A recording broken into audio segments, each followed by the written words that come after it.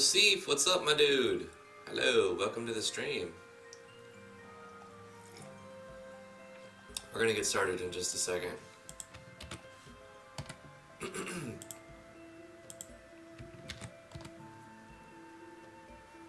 Cry's History, hello! Hello, Boro. Thank you guys for showing up. We are going to continue working on the project. Just checking out what people are doing.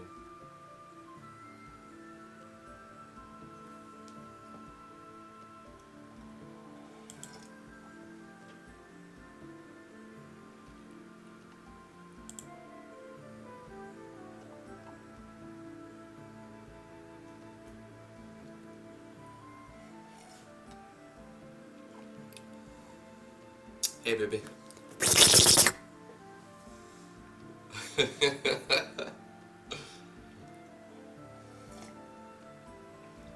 Have I tried Felsky's Tech Tree plugin? No, I haven't even heard of it. Felsky's Tech Tree plugin.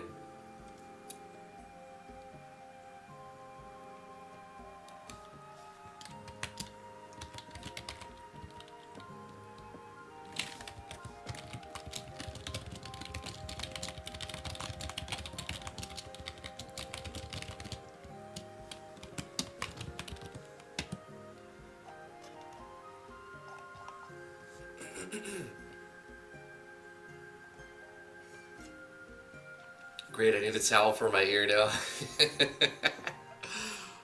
Sorry about that. Sorry, bro. I mean, you're welcome. You're welcome for that. High quality ASMR for your thirsty ear. Alright, let's get started. Let's get started. Link is in the description if you want to come hang out on Discord. Lots of talented artists, coders, game designers. They all kind of go here and show their stuffs. Path of the stream, welcome to the stream. Thank you so much for joining us. How's your day going? How are you today, Path? How are you doing today?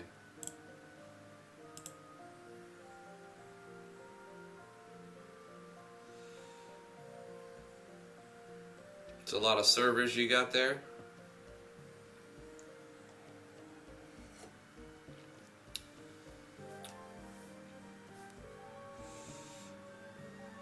Servers. Where do we see servers? Sugar Zuzu, how are you? Awesome. That's really good. Congratulations, Path. Keep it up, my friend.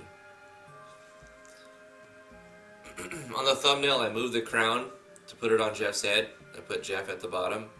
And then I changed the blend mode to divide, and it made the crown disappear into the background, but then the jewels stuck out, and it looks like they're like glowing. I was like, yeah, that's what we're going to do with the crown. Oh, Discord servers. Yeah.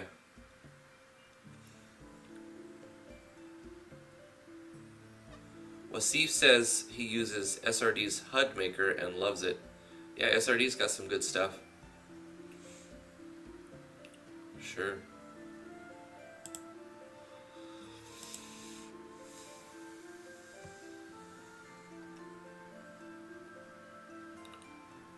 Where we left off yesterday is in map 3. We did the entrances, the exits, the lighting, the battle system integration, the treasure loot randomization, and placement of 3 of the maps. But since we have these templates set up now in common events, all we have to do is really copy paste some stuff. How's it going, Heartless Angel? Thanks for joining the stream. How are you today? How are you feeling? Nice artwork you posted. I saw it in the Discords.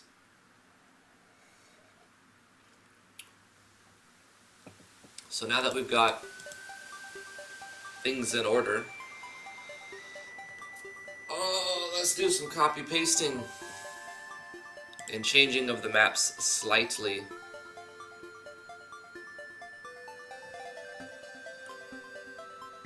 Alright, let's start with the entrance event. Go to map 4, take a look at it, get a feel for it. Where do we want the entrance?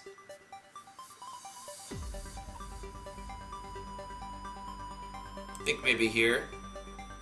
Player can walk over like this, and then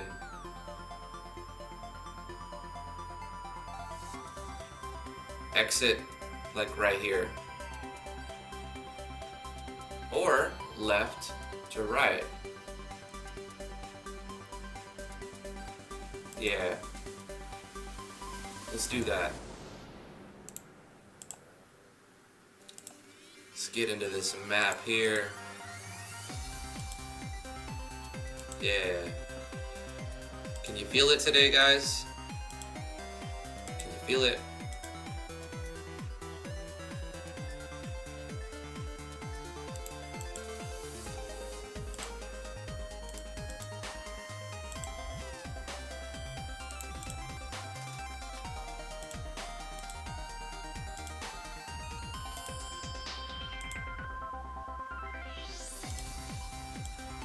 We're gonna get some work done. Craig, what's up, my dude? Welcome to the stream. You really want to buy my merch? You like the design, but I'm broke. I like the design of my towel, but it's overpriced. Honestly, it's an expensive towel. It's like a novelty thing, and I could lower it, but then I don't make any money on it. And what's the point of selling towels for someone else? Like, I don't know. The upside is I don't have to handcraft it. Like, oh, I handcrafted the design or whatever, but I don't have to like actually physically make the towel. A company does that for me. Teespring.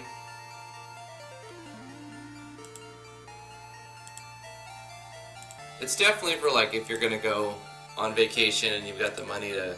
It's a big towel.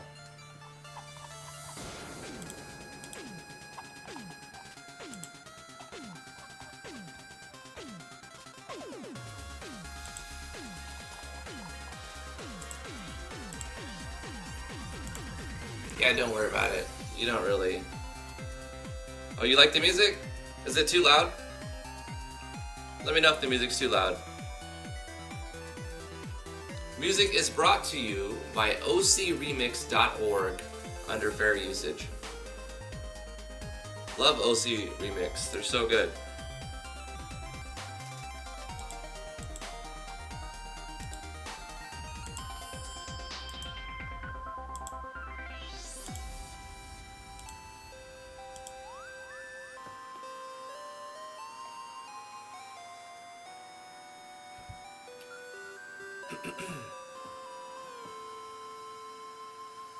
Enjoy your food, Path of the Stream.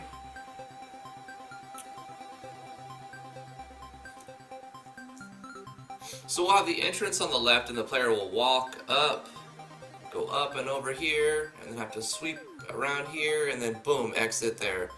We can throw optional chests here, here, here, over here, right there. 1, 2, 3, 4, 5. But we should probably do 4. Why not do 5, honestly? If we're gonna have, 5 switches, we should take advantage of giving the player lots of options to fight.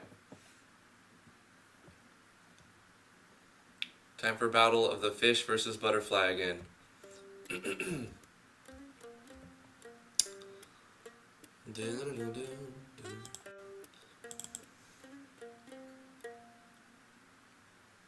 And the great thing is we don't have to change our events too much, if at all, really, for now. Yeah. Let's take our exit event, which we're using as this. What we're gonna do is take the exit event from this map, because it's more akin to the exit in map 4. Yeah. Let's get some torches and light up the area. We'll have to walk around and get a feel for the map.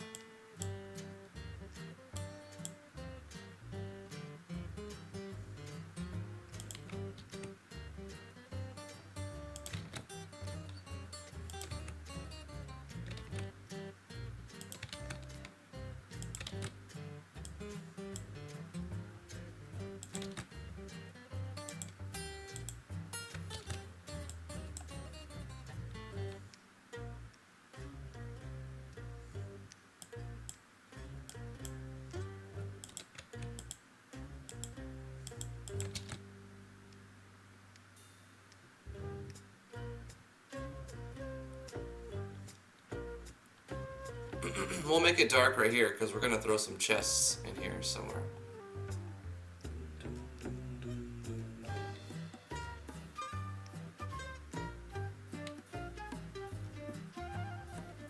Someone played your game today, Heartless Angel, and they made a video and sent it to you? That's awesome. Cool. Did you get some good feedback?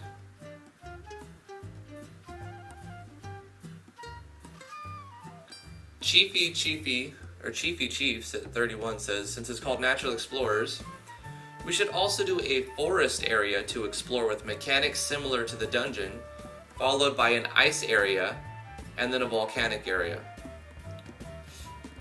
Well, I definitely agree we should do multiple areas. A forest area is definitely a must, and I have a good tile set for that. That's going to happen. An ice area and a volcano area, maybe. We'll see what we can do.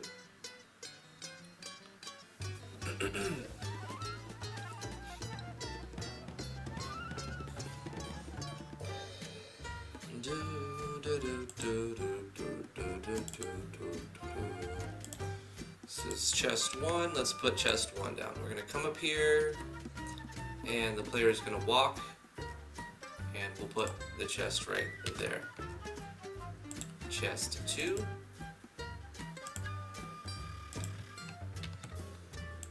We'll put chest 2 over here. Chest number 3.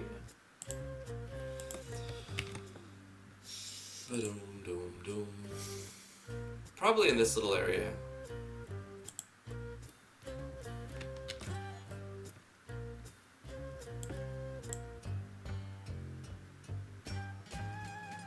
And then we'll make chest 4 an obvious right there.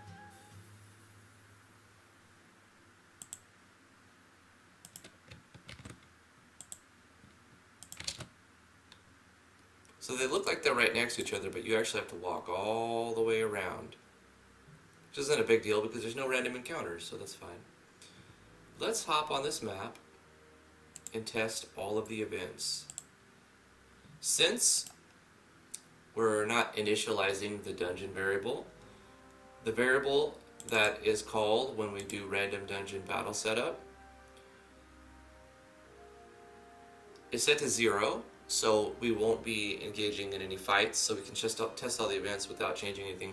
But last night, I figured out, when I was laying down, trying to go to sleep, and I'm like, oh, I know how to fix the bug we encountered at the end of the stream yesterday.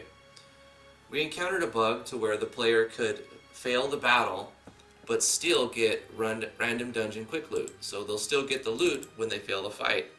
That's not really what we're going for, right? We don't want them to get loot when they fail. There's no game over, so it's already okay. Omni/024 says, hey Drifty, new to the channel. Welcome to the channel, Omni/. Hit that sub button, please. Thank you so much for joining. If you have any questions, you can always join the Discord. Links in the description, and there's lots of people there. So in order to fix the bug we had, instead of calling the common event random dungeon quick loot, we're going to cut it out of the chest. I know we put it in a lot of chests, but we'll just backtrack and go through the chests. And what we're going to do is call it from the common event of random dungeon battle setup. So on the event that we win a fight, this guarantees that if we lose, we don't get it. If we win, we call this common event, right? When we win, we get the loot. If we don't win, then we don't get the loot. If, you know, I think that's fair. If we don't get no tolls, we don't eat no rolls.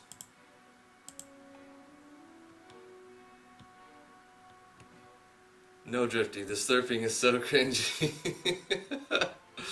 Yeah, I'm going for it. I really like your game mechanics. Thanks, Craigs. I like your game mechanics too, man. You're freaking awesome, dude.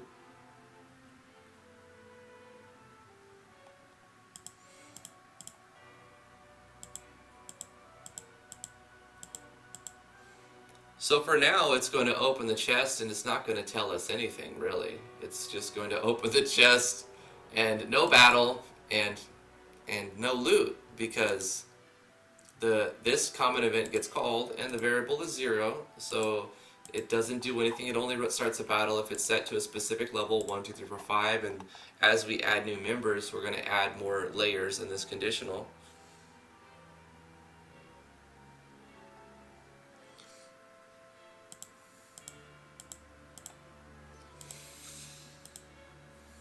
So let's run around and get a feel for the ambiance of this cave here.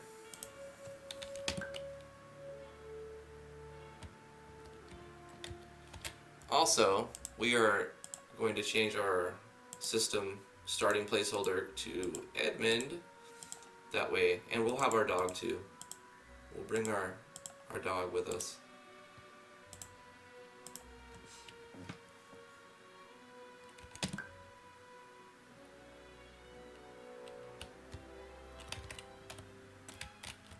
Pop in here. You can see the chest, but they like, I have to go around to get it. I'm gonna go get it. It's guarded by enemies. If we get into the fight, we'd actually get the loot for beating the fight too. We come around here. Okay, so I have a little problem here. I gotta change the map. This is a dead end that we don't want a dead end here. So let's fix this map a little bit. Whoa, hello. Let's go here. Right click this part, so we select that, and we'll say do that instead. Or what we can do is right click that one, make the player go one more step that way, because they're going to have to eventually go this way. That makes more sense. Let's try again.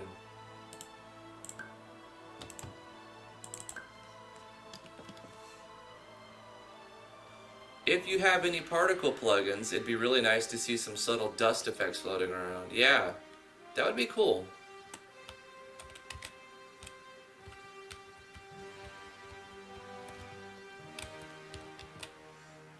Here's a chest, kind of hidden. We got the log. I need to change all of the chests to remove the actual loot. Otherwise, you know, it's all random. You get ore. This is what it would normally do. Problem with this is, you know, if you lose the fight, you still get the loot. And then here's our exit event. Would you like to exit? Say not right now. Walks us up. Say exit the dungeon or proceed to the next level. Going to the next level will take us to a different map. But now the dungeon variable is no longer 0, it is 1. So this would start a fight. And it does. Okay, but it's not really initialized correctly. We didn't hit our startup map. Got a bolt of cloth, The reason why we got 2 is because I have to take the common event out of all the chests, and since I included it inside of the actual battle itself. The common event that caused the battle. Let's say exit the dungeon.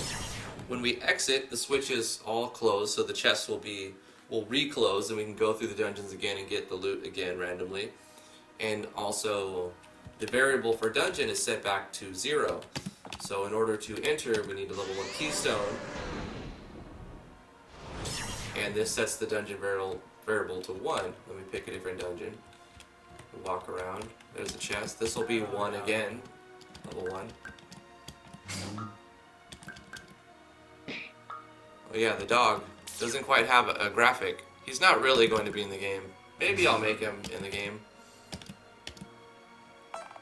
He's more just to look cool and walk around with our undead doggo. So that's working fine. I kind of like that. That works out well enough anyway. Now we need to go and remove the common event that calls the random dungeon quick loot from all the chests. And it's good we address this problem early on. That way we don't have a million chests to do this to. 1, 2, 3, 4. That's all we have to deal with. 4 here, and then we've got a few here.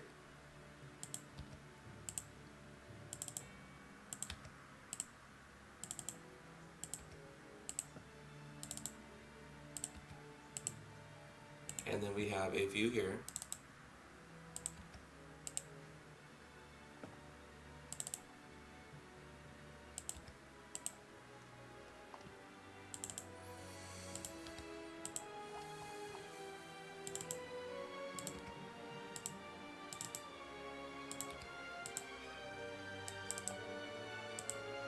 And finally,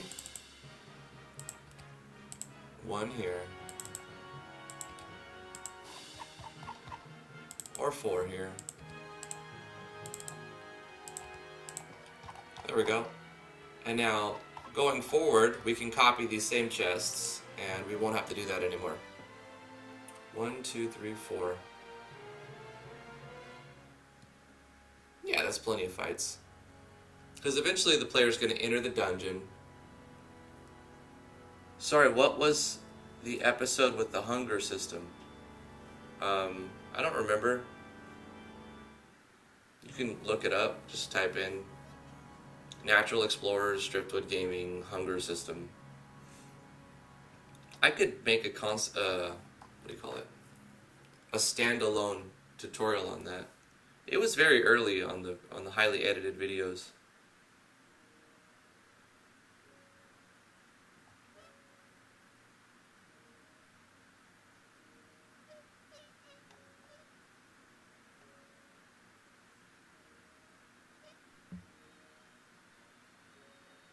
How do I like the generator parts? I haven't added them yet. I looked at them, but I haven't added them yet. I need to do that. Maybe we'll do that.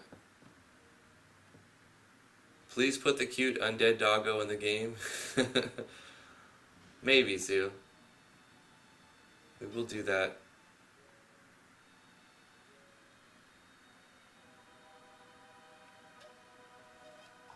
Okay. So map 4 seems to be okay now. Let's go to our endless dungeon thingy and add the possibility for that dungeon to happen. So we're calling random dungeon transfer common event from here. That's a common event. So we're going to go to random dungeon transfer and change the maximum of it that the variable can roll to 4, because we have 4 dungeons to choose from. We'll copy paste one of these conditional branches and allow it to also have a case for when it rolls 4, and we'll select map 4 and say when we get this one, we'll phase up, fade to black. That looks fine. Now after beating a dungeon, this is added to the list. Hold up.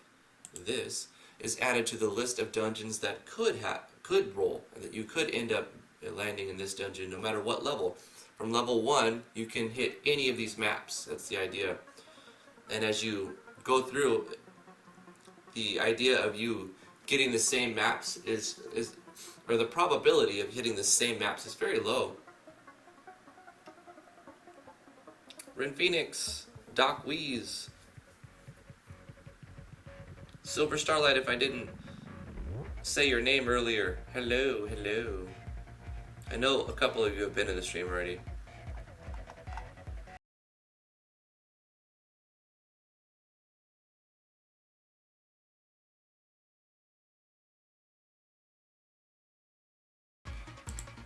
Alright, 4 down, and the majority of all the systems have been figured out. So it's pretty much just copy paste and power through adding the rest of the maps. Let's see if we can get them all added. Yeah. Alright, let's start with the torches. Let's copy a torch, go to map 5. Let's put some torches down, get it looking a little brighter in here, a little more lighter.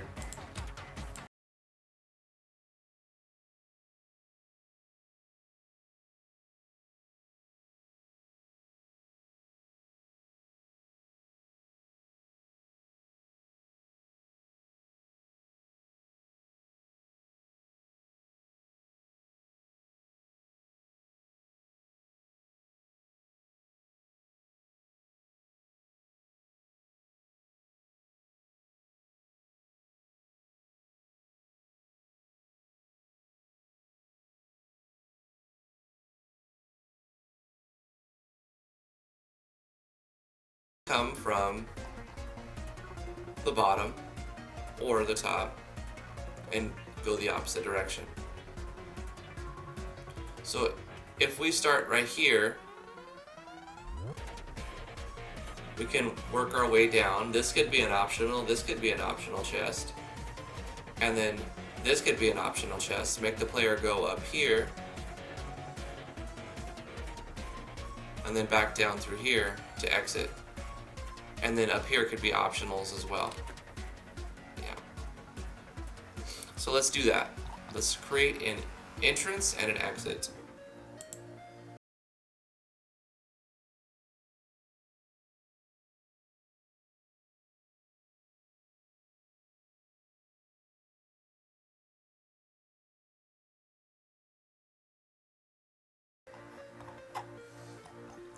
We may have to add something to the tile set.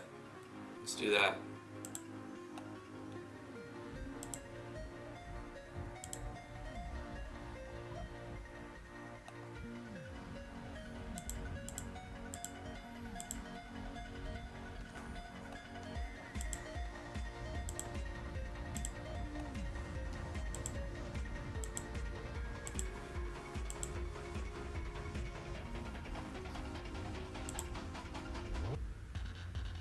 Here we go.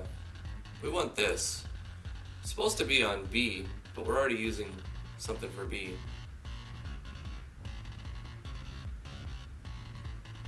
Will it work on A3? Maybe.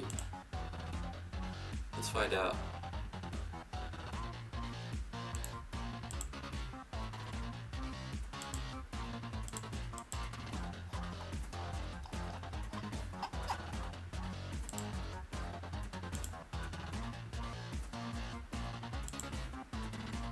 Nah. Let's put it on D.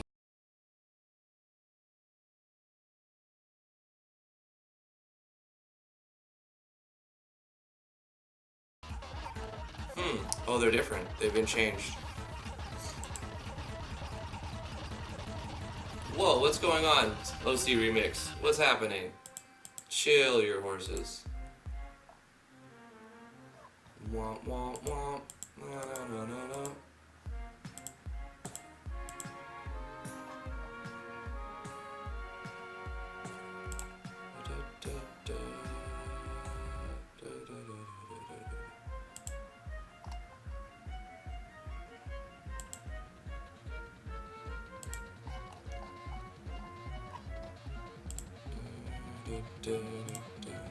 That might work.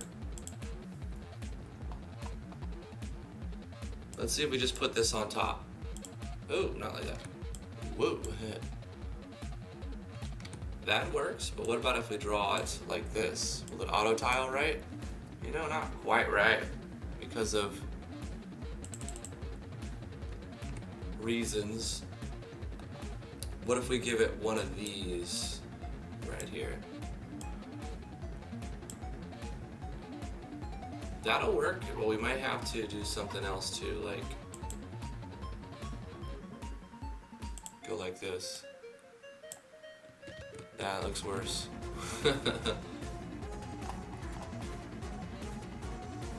Dark cave. Let's try that.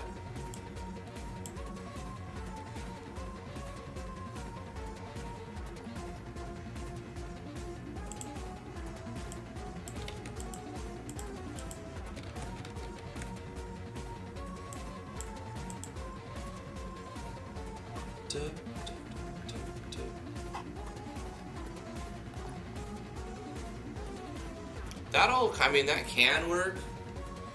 I don't know. This one looks better because we have more tile sets to look at. See how it has the light coming out? I like that better. And I'll fix the ceiling. We'll go like this.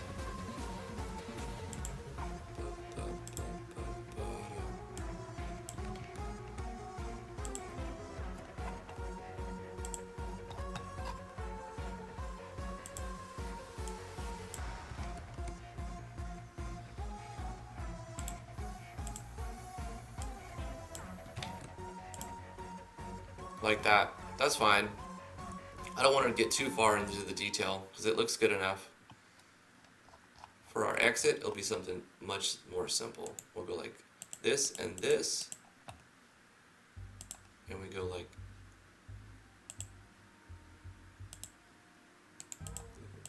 this and this. And we go here and here. All nice and good like. This goes there.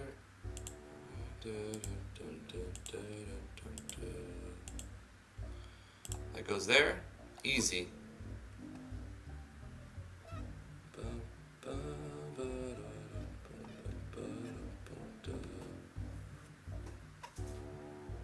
Sounds like a bassoon. Omni/Slash asks, how much of this game do I have done? I don't know, 30%, 40%, somewhere in there. As far as like what it actually needs to work as a minimum viable product, I'd say 40%. But that last 10% is going to be just a lot of polish.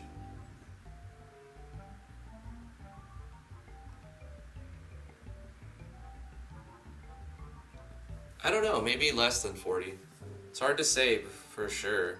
Because I have a lot of enemies to create, and I have to, I would say 40% because the ideas we're going to use for the next parts are going to be same but different. Like we figured out the hard parts for the most part. Yes, Silver Starlight. OC Remix went a little crazy.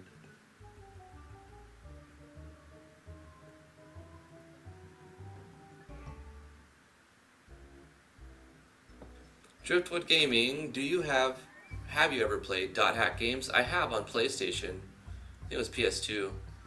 You could combine keystones to make dungeons like Red Cave Abyss, generating the Red Cave Abyss type dungeon.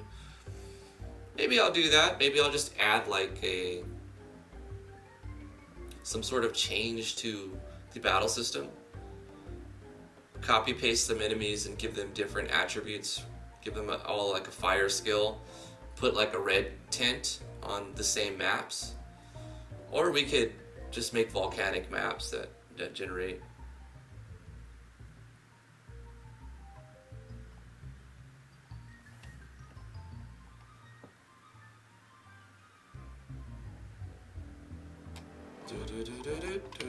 All right, let's take a little zoom.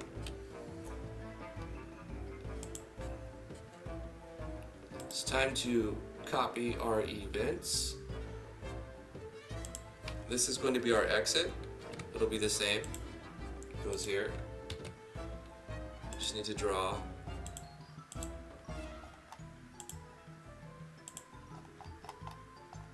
this right here.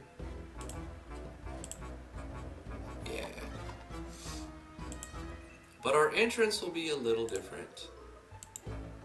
Copy our entrance. Paste it here, but we need to look at it for a second. When the player says not right now, we're not going to move up, we're going to move down.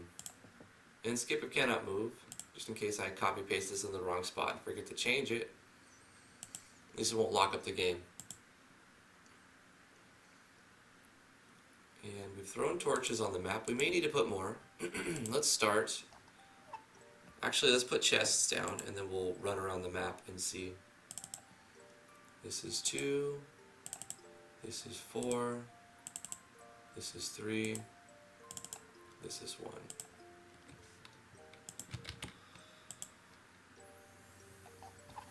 So chest 1 will go here.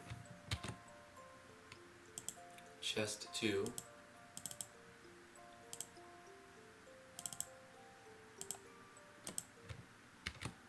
will go maybe here. Chest 3 will go here.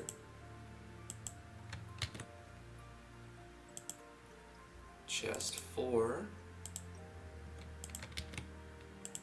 is going to go right there. And we'll do a chest 5 as well, which will be kind of evident, but not too in your face, but still right there by the exit. So the player can't really miss it. I will make it more visible. Should we put it there or there? It's like closer to the player, but more visible. Let's put it closer, but more hidden. I like that better. We need to change the number though. This is chest 5.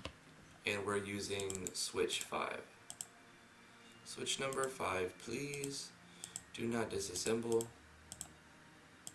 Condition switch number 5. Save that.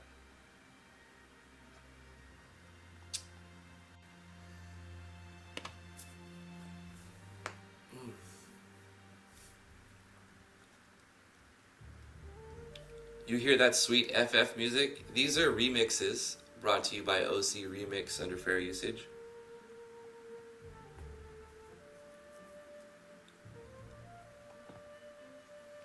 One, two, three, four, 5. There we go, 5 chests. Let's run around the map and get a feel for where the lighting's at and the torches, and maybe we'll move stuff around.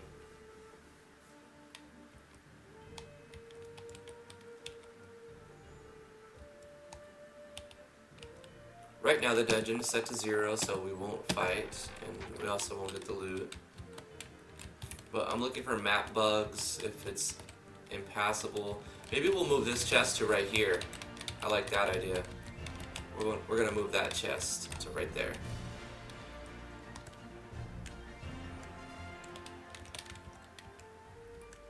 This one's fine.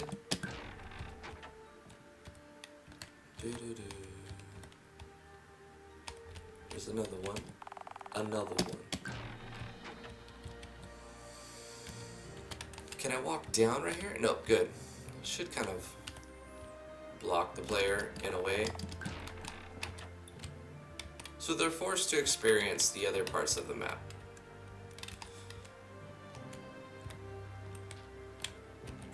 I mean, it's pretty evident it's there, but I put it there, so maybe it's some people will walk right by it. Yeah. Let's test the exit. No, not right now. Let's test the exit to say this. Exit the dungeon. No, go to the next level.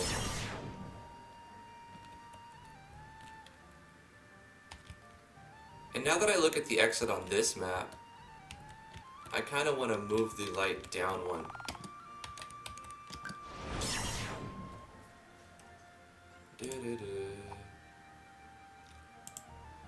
Right here.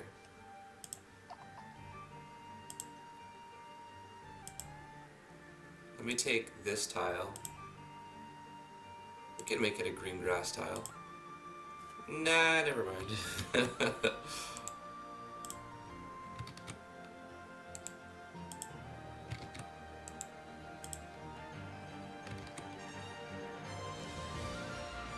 Kind of see why I did it this way.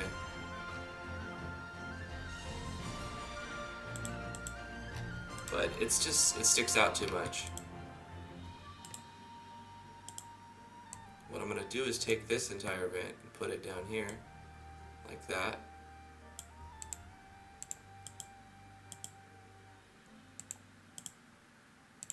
And remove this part.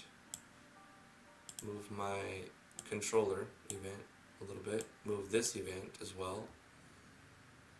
And change the tile we're using right here.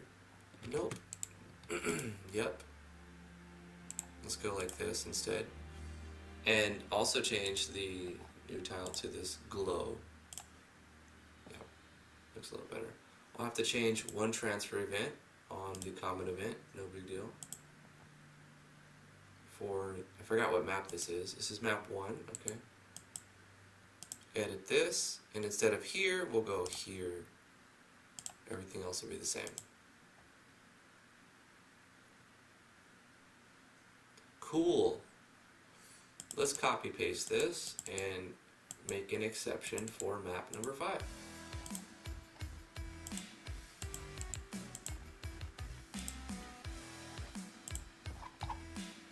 Right there. This time we face down.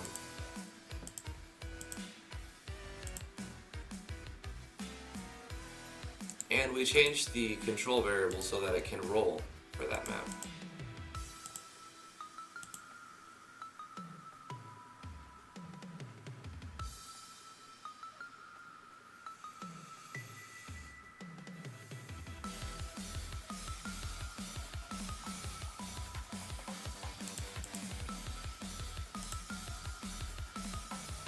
Yeah, it's a big Final Fantasy list today. I usually find a playlist and then let it go. Take a chance, take a risk on it. Sometimes I have to manually say next, but that's okay.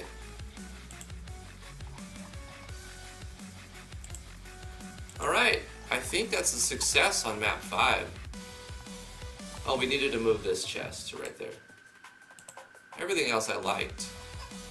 1, 2, 3, 4, 5. Cool. Let's do map number 6 now. Yeah. Visualize, where is our entrance and our exit?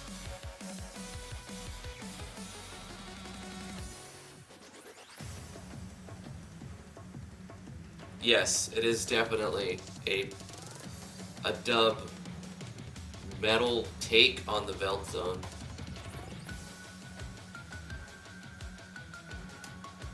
We could start here, make our way up. This could be optional. Optional. 1, 2, 3, 4, 5.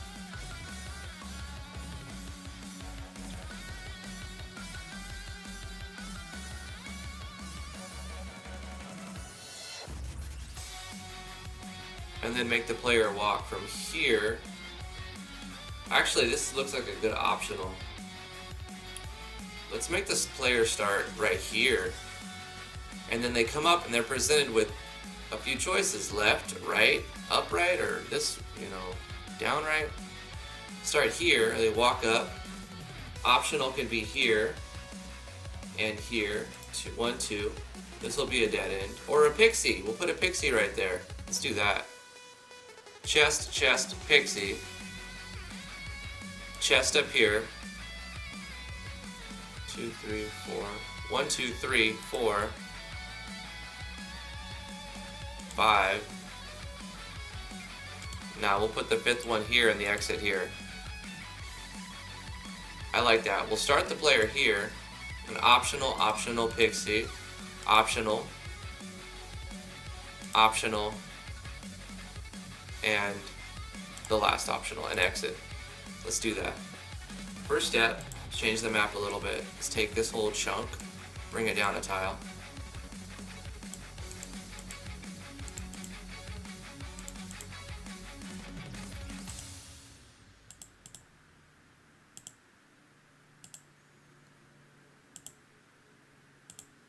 Easy peasy. Just had to visualize it first. We had to get an idea of what we wanted to, how we want to present the map. And then draw the entrances and exits, and then we'll put the torches down next.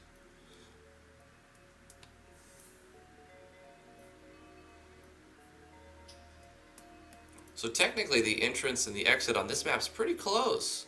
If you want to just jump to the next level, that would be easy. But the player's going to have to figure it out first.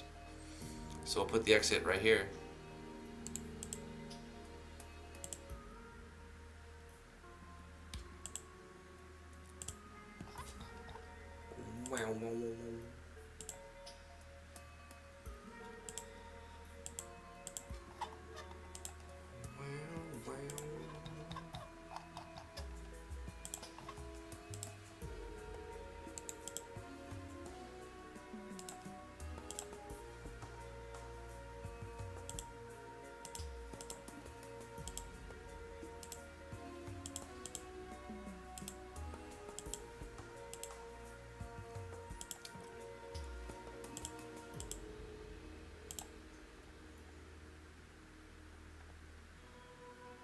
Yeah.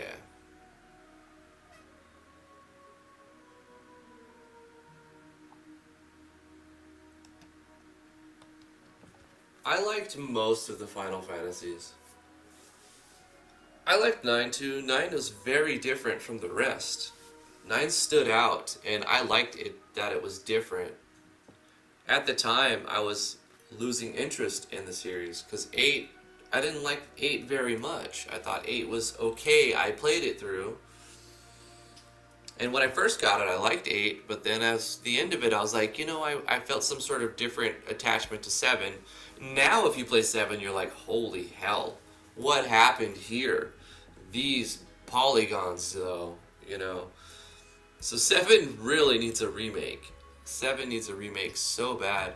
8 was good, but not as good as 7, but if I go back and try to play 7 again, I can't.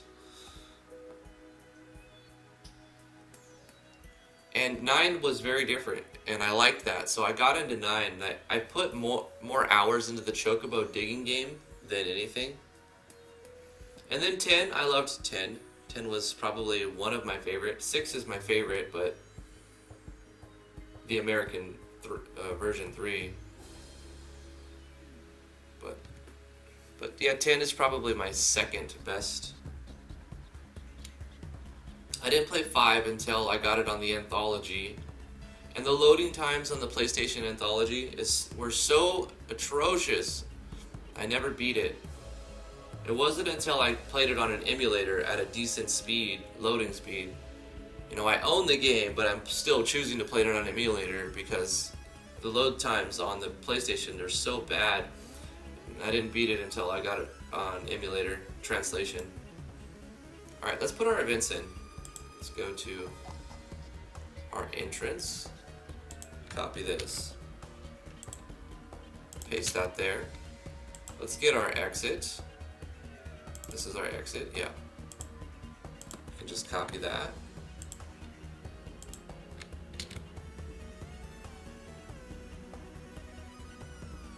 Let's get some torches.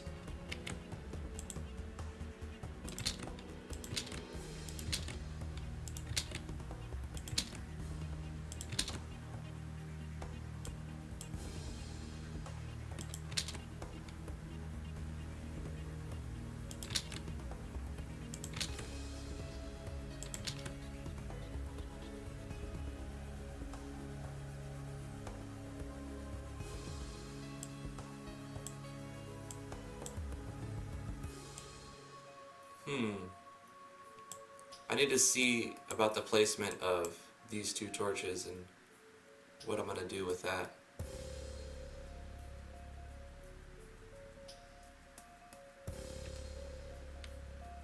Okay. Now let's place our chests. This should be 1.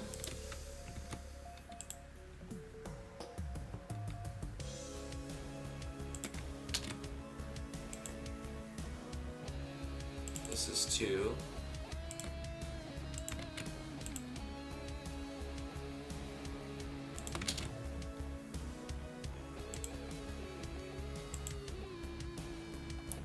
This is 3.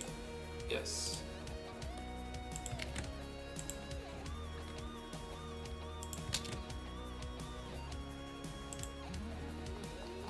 Then we have 4.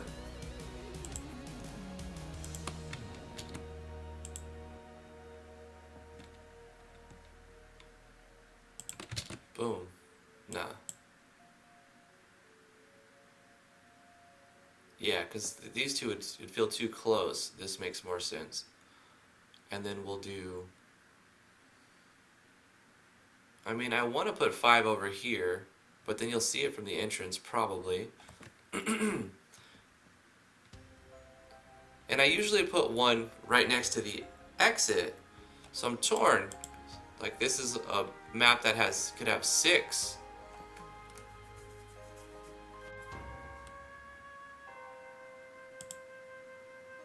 Put 1 up here. This is going to be our 5. Hold up, this is 4. And I could just change the numbers inside of that, but it's easier just to copy paste the 5th one. 1, 2, 3, 4 on here. 5.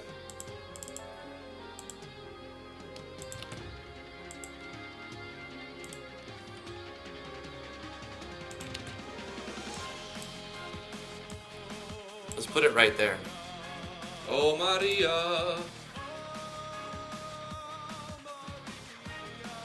It's not bad, but it's just very distracting to me. So I kind of skip it when I hear lyrics.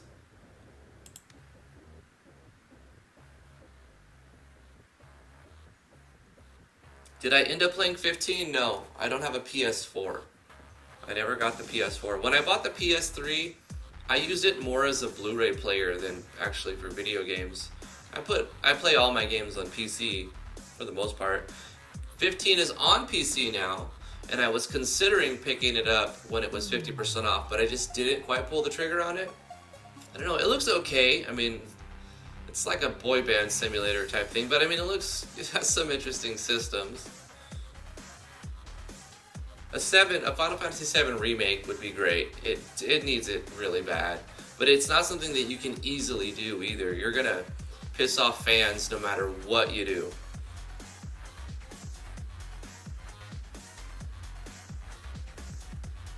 I liked the systems in Final Fantasy V. The story felt very cookie cutter, like early era, you know, like save the crystals, you know, type of thing in 5.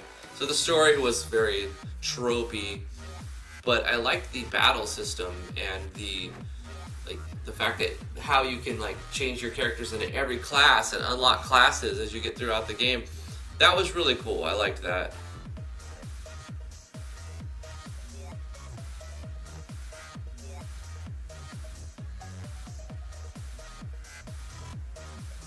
I played 11 for the longest time. It was sort of my escape from reality MMO. A lot of people really hit World of Warcraft real hard. I didn't really. I played WoW for maybe like a year in total throughout, like every time I tried to join and then quit and join and quit and join and quit. But Final Fantasy 11, I played that game for a decade off and on.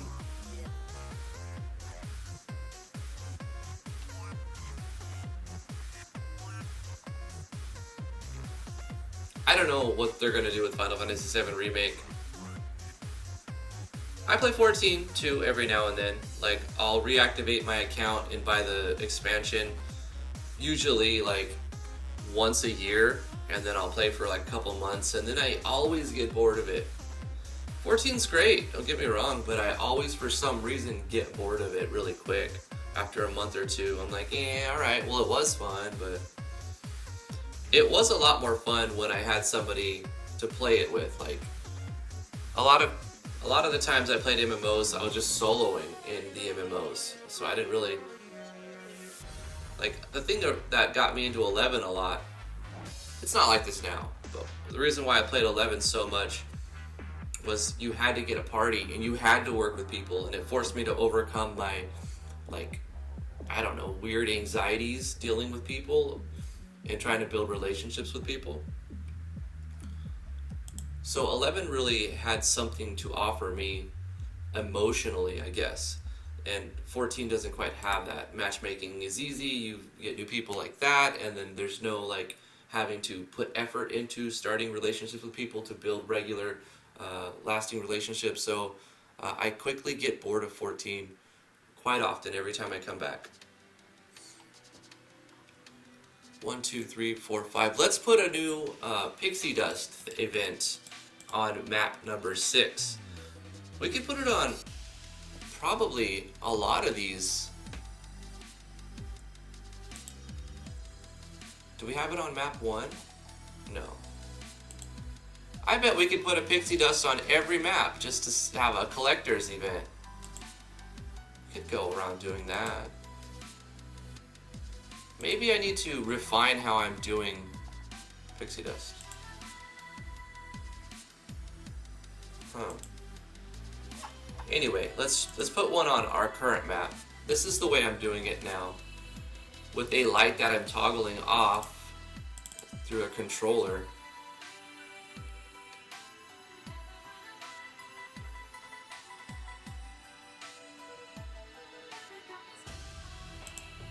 So I need to take this event here on the controller, also setting a battle background on our controller event. Let's consolidate them.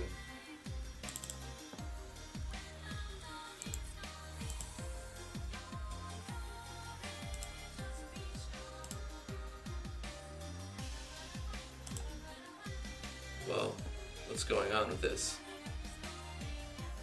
Yeah, at the beginning I was like, yeah, okay, you can have a little bit of one-liners in there.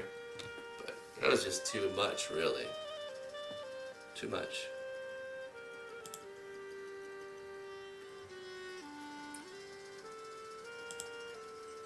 Change battle back, and this one to be the grayscale. And this is our new controller event that we're going to use for pixies. This is for when there's pixie 1. But then we have another pixie somewhere here. And this controller event is doing the same thing, but it's for pixie event 2. I'll paste this here so I can delete this and this. So here will be our new controller, and we'll create pixie 03, 04, 05, and then this will let me check specifically which ones the players got, and I can do stuff with that information later on. Wow, wow.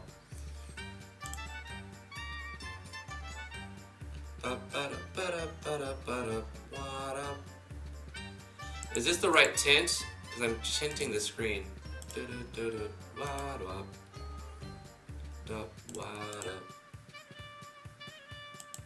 Yeah, okay, it's just the regular tint of like dark cave tint. This is the tint for the pixie. It's like noticeable, purple, sticks out. You go over there and you obtain a pixie and it goes away. And it'll stay gone if you've already got it. It won't show the light, the event won't be there if you've already got that switch on. But we need that we need that event to turn the light on if the switch is off. Otherwise it just won't show the light at all from the beginning. We did this on like the first week of live streaming or second week.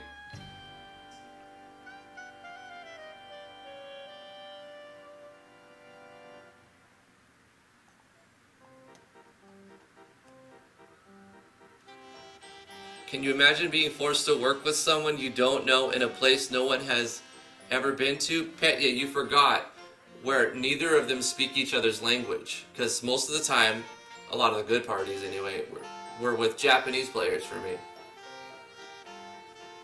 So not only do they not know me, not only have I never been to some of these areas, but also we don't even speak the same language. So I had to overcome a few things to be able to get more people calling me back type things.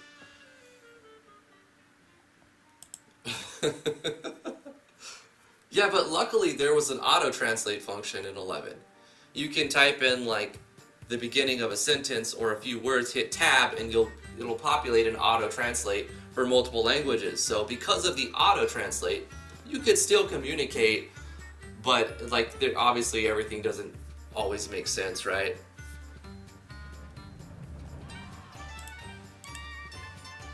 This is our event, controller event for Pixie Dust 2, but we're about to make Pixie Dust 3.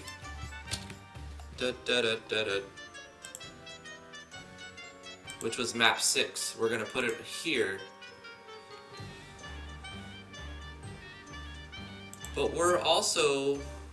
Oh, we have a controller event there. Okay, I also need to make controller events for everything to do, for every map to handle the battle background and screen tinting. So let's set up a controller event near the entrance.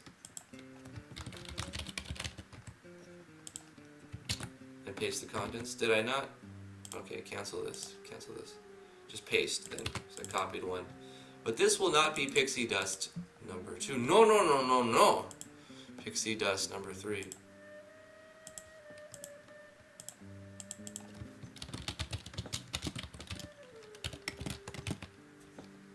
And we'll probably have several of these, so I'll just pre-allocate them.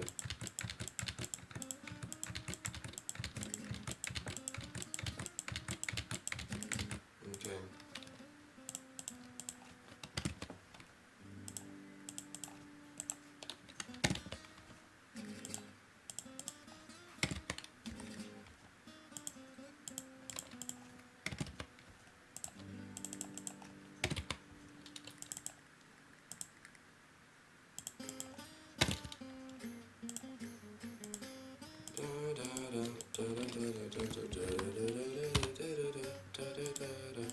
This is another 6 one. I can't remember which one it is though.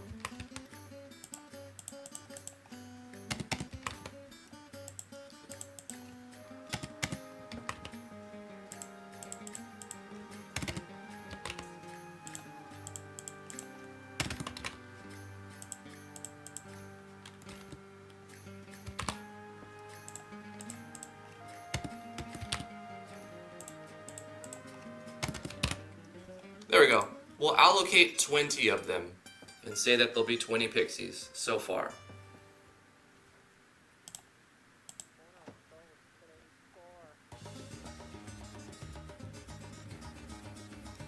Alright, so if Pixie Dust 03 is off, then turn on 3.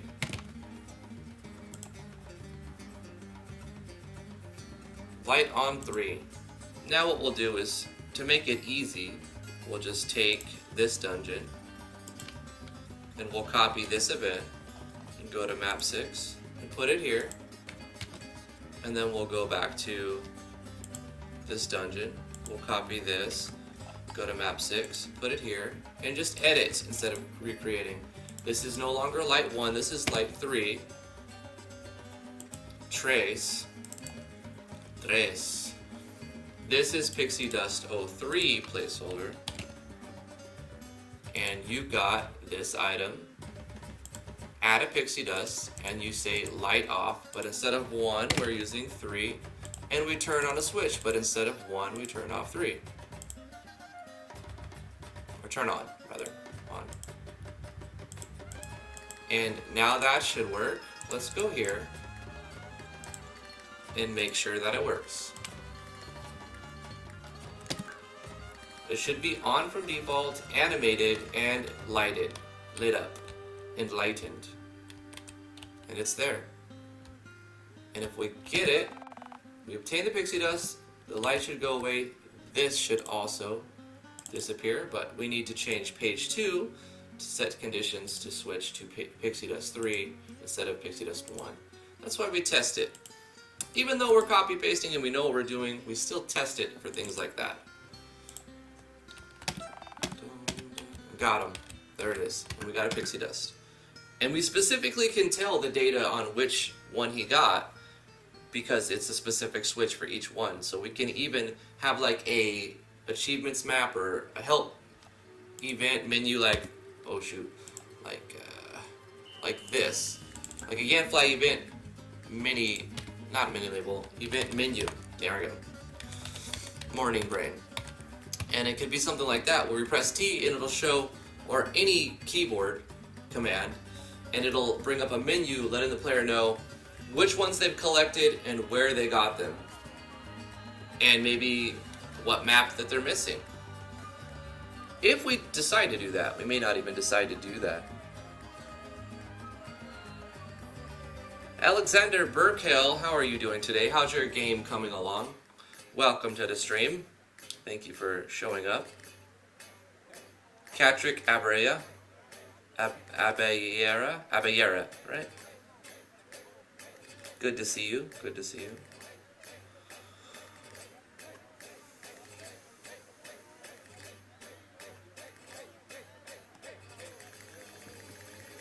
Yeah, I think it was Zozo music, right?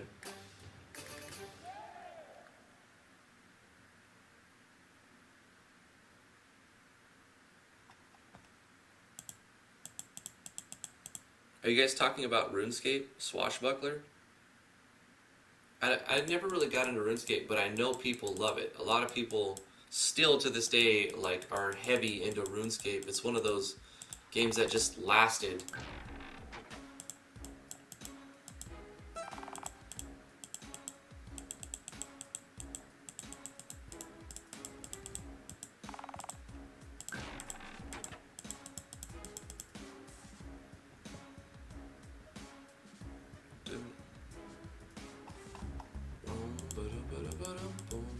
This is the another 6-1. This is the Magitech factory music, I think. I think so.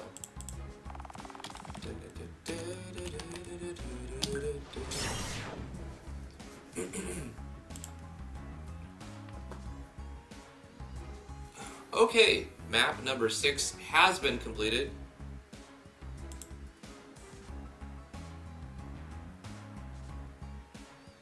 Oh, you guys are talking about EverQuest. I played EverQuest for 1 month on like a free trial thingy.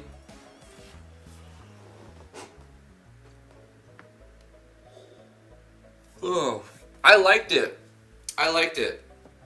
But at the time, I think it was a long time ago. I didn't have a job and I had no money, and I'm like, well, I can't pay for an MMO. So, at the time, EverQuest came out and it was big and it was popular. And it was popping, and I liked it, and I still couldn't play it because I was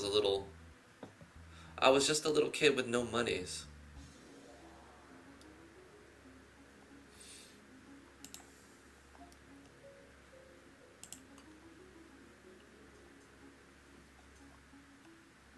I played the Bard when I was playing that first month. I ran around with the drums, I didn't know what I was doing really. It was fun though.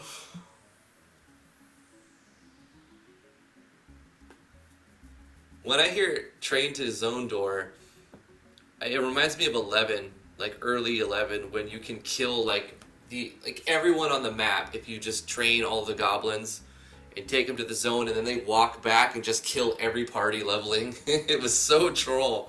I used to get so mad when these idiots would do this.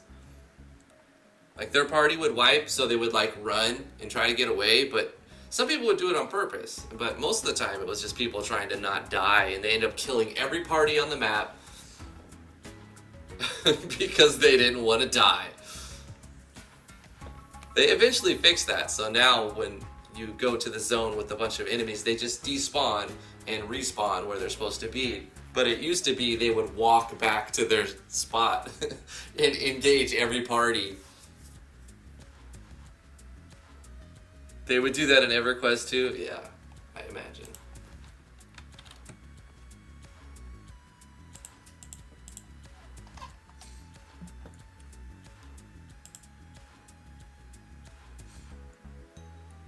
Okay, we need to tie in map 6 with the common event so that it can roll.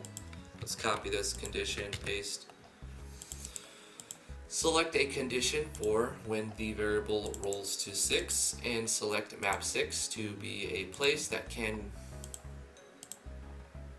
you can spawn, you can be teleported to, and change the variable so that it will actually go up to 6. And boom, now whenever we exit, there's a chance, or whenever we enter the dungeon, there's a chance this will be one of the dungeons that we have to go through. Cool, let's do map number 7. This one will be easy, right? We can visualize. This is the intro, and then you'd have some a chest here, and probably a chest here and a chest here, and then the exit would be right at the top.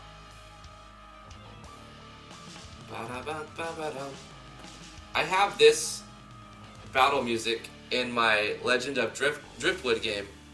Free to play.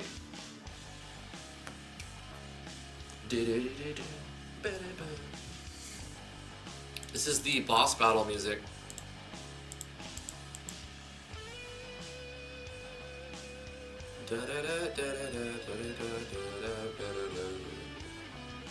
Free to download, free to play. driftwoodgaming.com/games. You can download it, the version 1.04 there, the easy version. I made it speedrun friendly, so you can beat it in approximately 30 minutes, but if you try to do everything, you'll spend 3 or 4 hours.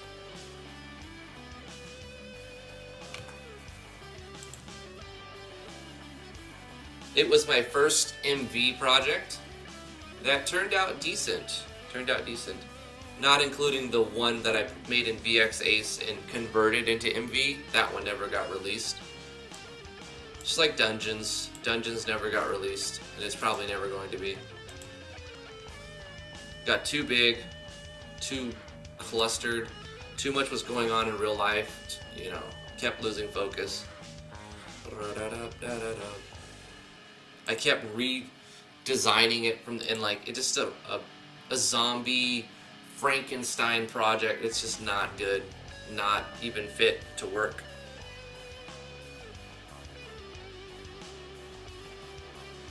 Or a radish. It looks kind of like a radish. This map. Yeah. It's got like a turnip. Like if you imagine this is the white bulb and then this is some green leaves, it's like a turnip.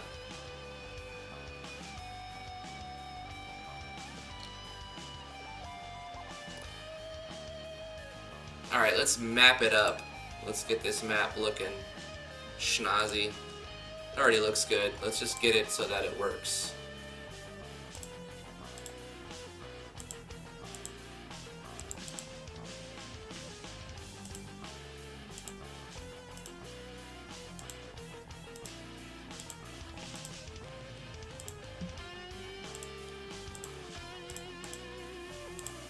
There's our entrance. And then our exit will be the teleport exit, because every now and then we're just going to have a teleport exit.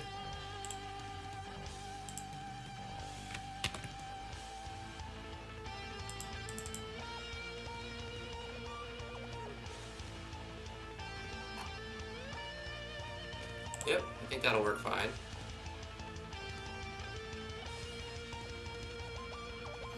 Let's grab an entrance even. It's so cool that I can copy paste all of the entrance events and all of the exit events because I'm handling the transfers with common events instead. Pretty intense mapping music. Extreme mapping! How's your day going, baby? You having a good day?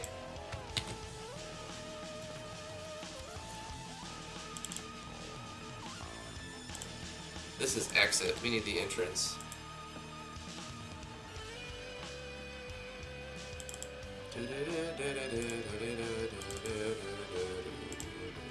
Hey, I just noticed this is the wrong thing. This is an exit. This should be an entrance. Yes. Let's copy this and put this right here. Because this is an entrance.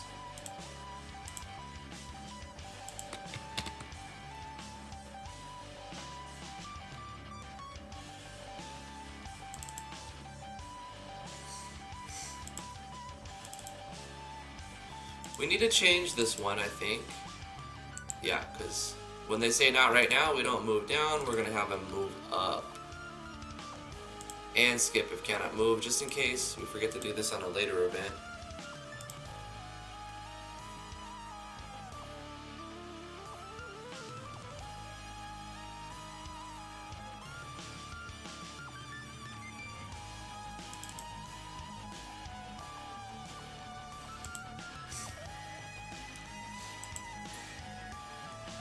Let's get some lighting in here. Let's put a torch here, and one here. Nah, let's put it over here instead, and then over here as well. Because this has a light as well. So that's fine. That'll work. We may need to put, like we did on another map, we put a light here, but then we remove the image so that it's like a light that's on the wall, but you don't really see it. So there's a light source here. I might change that depending on how it looks. Let's get a feel for it. But first, we're going to put some treasure chests down. Let's copy this one and put one treasure chest here. Let's copy treasure chest number 2. And put treasure chest number 2 over here. Let's copy a treasure chest number 3. And go with another chest on this side.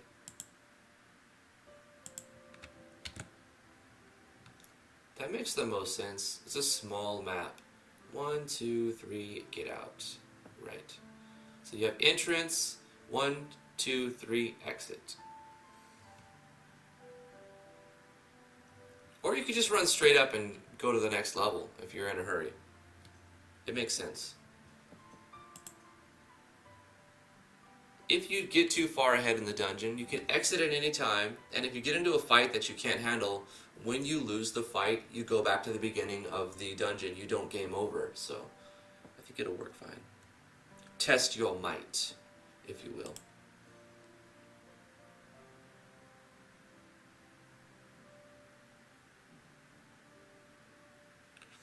T used to research and develop surgical tools. So electronic dance music. It goes with everything she says.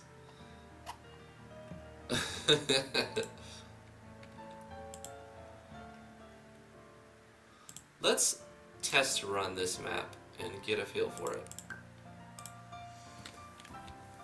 Yeah, that light was needed. This light right here. You can kind of assume, or like you can see obviously that there's a torch there, but you can't see the actual torch. You just see the light source. So I like that. That works fine. Now we don't want to leave the dungeon here. We see a chest there, but we can't get it from this spot. Does the map let us go here and get it? Yeah. It won't fight now because dungeon variable is set to 0. We're testing.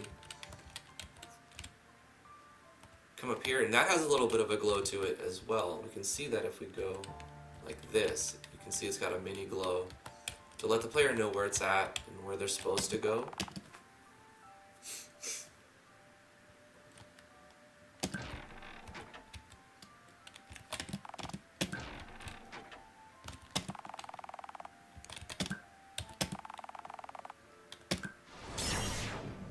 Yeah, this was an easy one. This one's already set up, but I noticed this needs to be changed, whatever map that one is. Is it here? No, that looks okay, but I see something different. I need to touch up the maps a little bit. Right there, right there. Map 2, how are your entrances? This is the one that needs to be fixed. This, and this, and these two things as well. This is a big map. I have 5 chests here, right? 1, 2, 3, 4, 5, yeah. I feel like,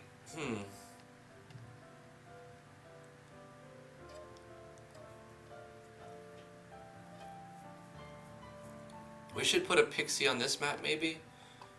See, this would be in the way, so there's no getting out of the way for it, like, you know, it would just be evident, like, that's not really, like, very... Right in the middle? No, you're gonna have to walk through there at some point, so that's not a good spot. You want it a little out of the way, kind of. I mean, visible, but out of the way. And I would put it here, but we have a chest here that works perfect here. This map doesn't need a pixie. Not every map should have a pixie, I'm thinking about that. Can you have a jump animation when walking on those gaps? I mean, yeah, you could do a move event. Top left. Right here. Like, whoop, jumping over it.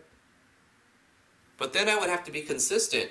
It would drive me crazy to have some spots have jumping and other spots not have jumping.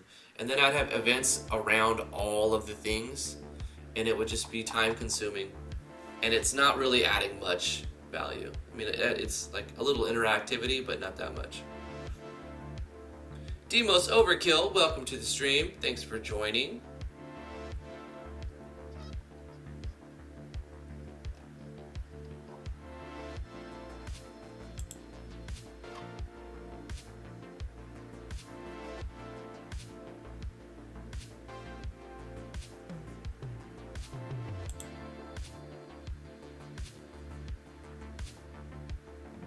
That one looks good. This one looks good.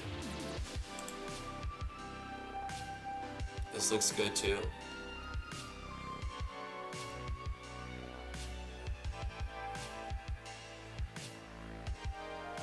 Maybe, all right, I have an idea. I'm gonna move this chest over here. Because walk straight up, and if you get a dead end, at least the dead end will show you that there's a pixie here. Yeah. But if you get the dead end over here, there's nothing for the player at the dead end. So it's better to put the chest here if you're only going to put 5. That way the player can see, oh, there's a pixie there. Run right back around, boom, and he's moving on, doesn't think about the dead end. Otherwise, you go here, get a dead end, you're like, well, that was a dead end, and nothing. So I'm going to make that call. That looks good. And map 7 we just did. Smaller map, but it'll work. Let's move on to map number 8. Another small map. Teleport out map. We'll do entrance here. Exit can be a wall entrance. Yeah, let's do that.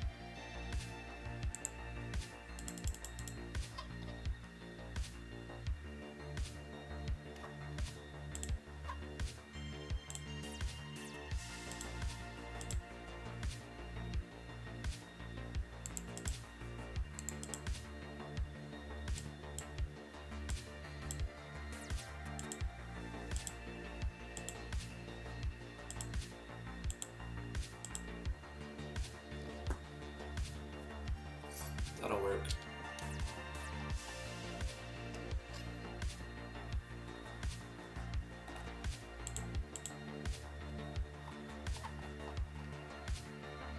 I kind of want to go with this, to be honest, though, because this looks like it's very chopped off. Like, it looks pasted on the wall. It looks pretty bad. This looks so much cleaner. Like, it's blending in. There's a hole in the wall with an exit there or an entrance there. So much different and better. Plus a light source will blend better right there. Go with that. I could go all the way back and make a slim. You know what? Let's do variety. Undo all this. Let's keep the map how it was and use this one like that.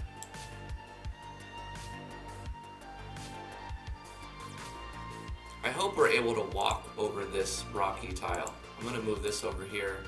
No, actually I move that right there and make this like that.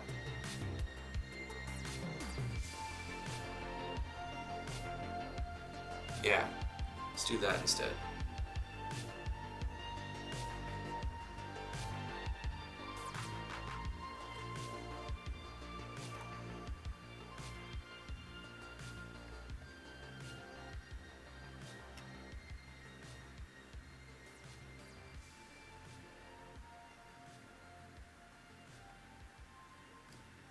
Still Final Fantasy VI?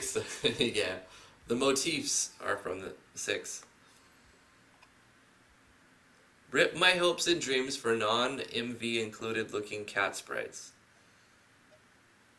You spent a solid 15 minutes just looking through the forums in Google. Path of this Dream. You're trying to make a kitty sprite? All you have to do is make it yourself. Easy. Easy, right? And if you think that you don't have the ability to do it, you're wrong. You just haven't tried enough. You can do it in many different engines. What are they called? Graphic software, whatever. Photoshop, GIMP, Paint.net. I prefer a sprite. Matter of fact, let me make you the best cat sprite you've ever seen. I'm gonna make the absolute best cat sprite you've ever seen, since I do this on the regular. Well, not every day. Almost every day. I try to do it every day. Almost every day I make one sprite in a sprite. So this is going to be our cat sprite of the day. Let's pick a appropriate music too. Fantastic.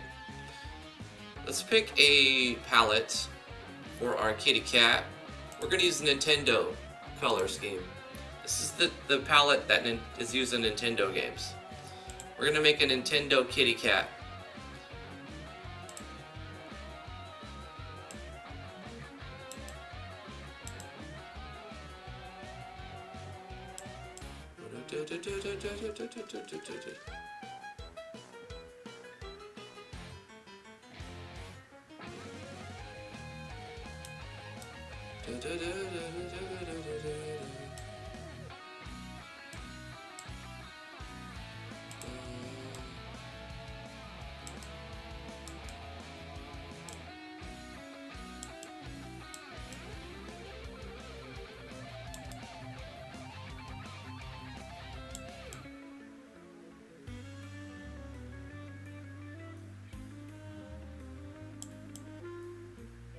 I'm sorry I don't understand anatomy of a cat.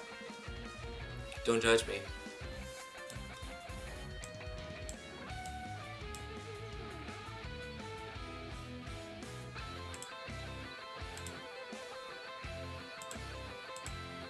Greatest cat sprite you've ever seen. Meow, meow, meow, meow, meow. Meow, meow, meow, meow, meow, meow, meow, meow, meow. Meow, meow, meow, meow, meow, meow. Meow, meow, meow, meow, meow. Meow, meow, meow, meow, meow, meow, meow.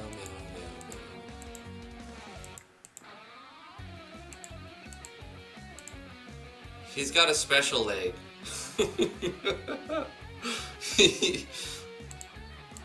He's got a special leg.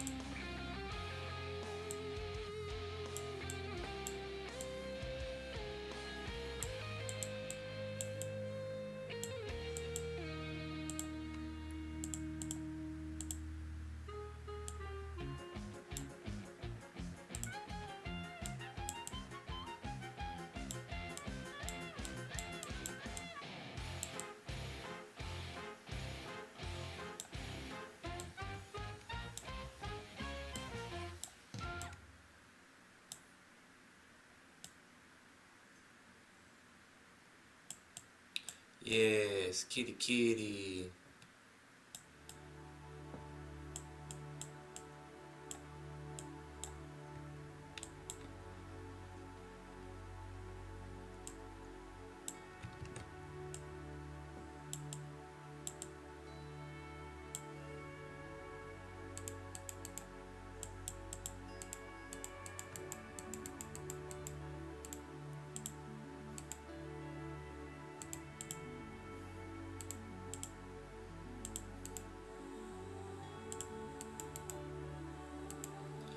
Meow, meow, meow, meow.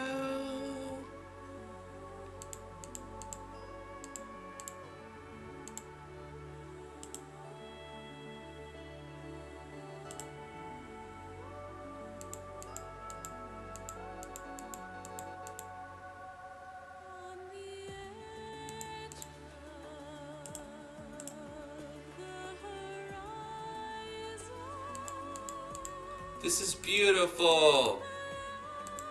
Oh my god.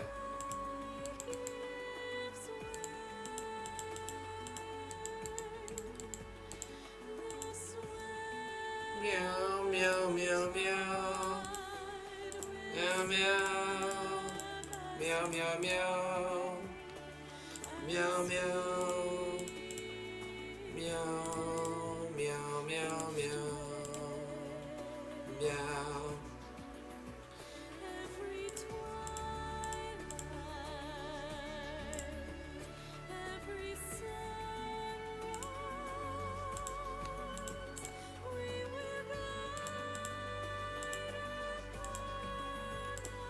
Meow, meow.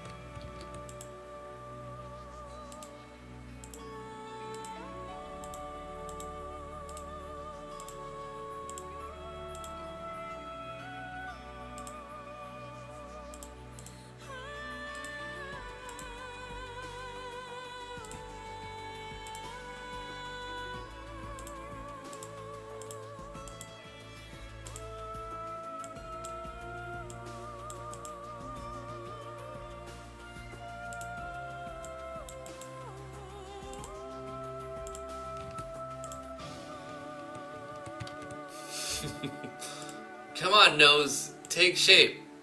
Take shape, Nose. You can do it, Nose. Where's your nose, cat? How do you nose?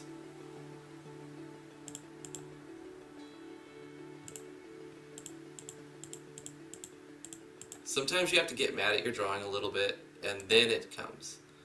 And then it comes.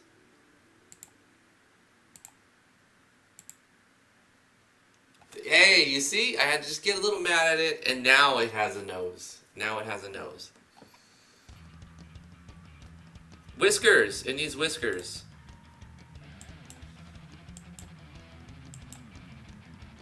And the other whiskers will be on the other side, so we don't really need to see it.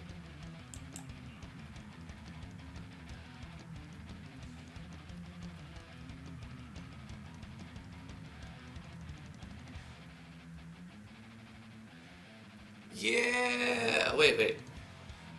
I think I messed up, but that's okay. We need to line like this.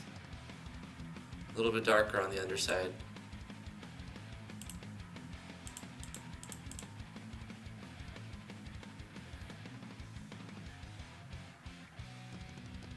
It's not really the way the cat walks. They don't have, like, two... No! You know what? I'm just gonna have to accept. I'm gonna have to accept it. Or I could go like this. And then, hold up. Go way back. What we do here is go back. Okay. We're gonna go back.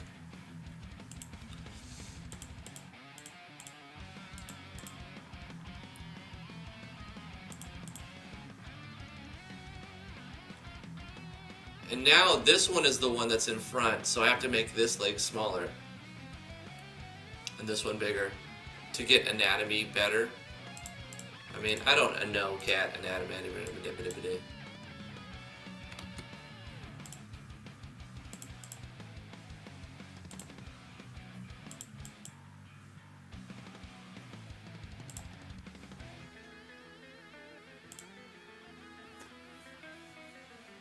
This is too long. Okay, all I gotta do is fix this special leg here.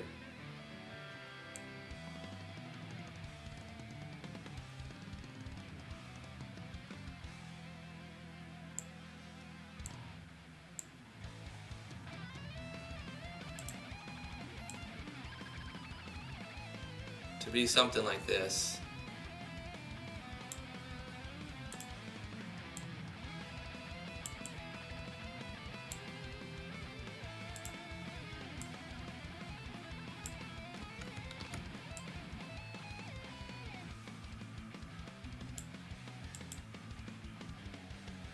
Something like that.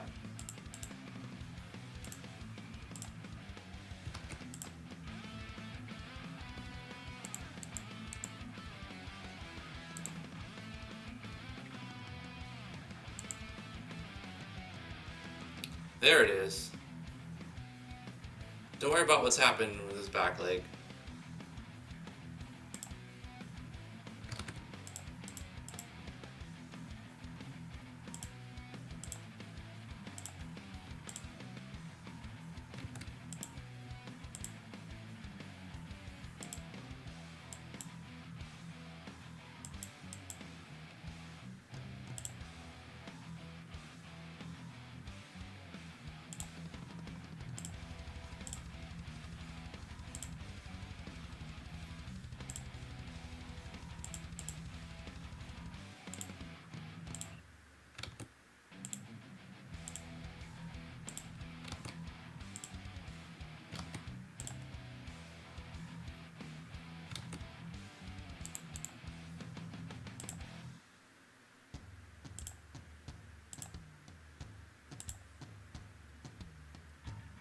What am I doing? I lost his nose again.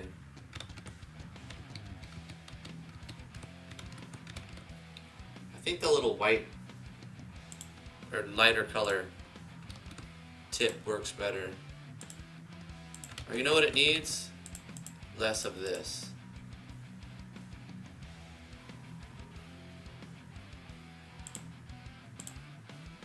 There it is.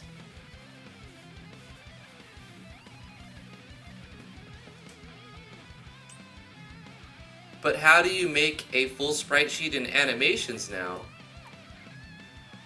Well, we're not really doing that. Piglet the cat, dude, I'm dead.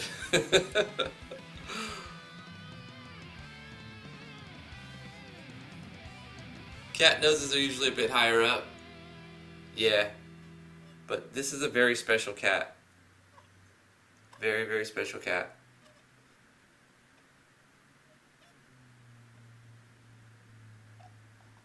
Just recolor the cat sprite? Yeah, but you could also make your own sprite. A very, very special cat. And I'm just going to copy paste this kitty like this. And there's a reason why I'm going to do this 11 times, 12 frames total. That's fine. Because what we're going to do here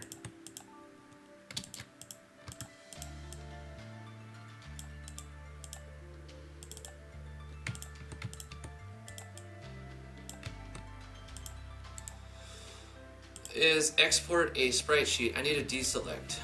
Edit, deselect. Oh gosh. Sprite, edit. What did I do? Oh, here we go. Tab. Select all.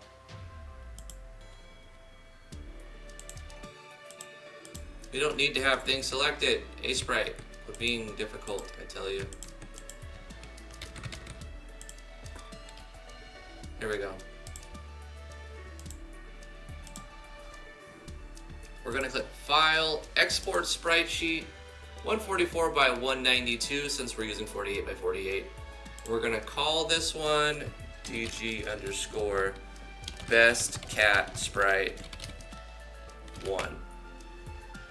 Okay, and we export that.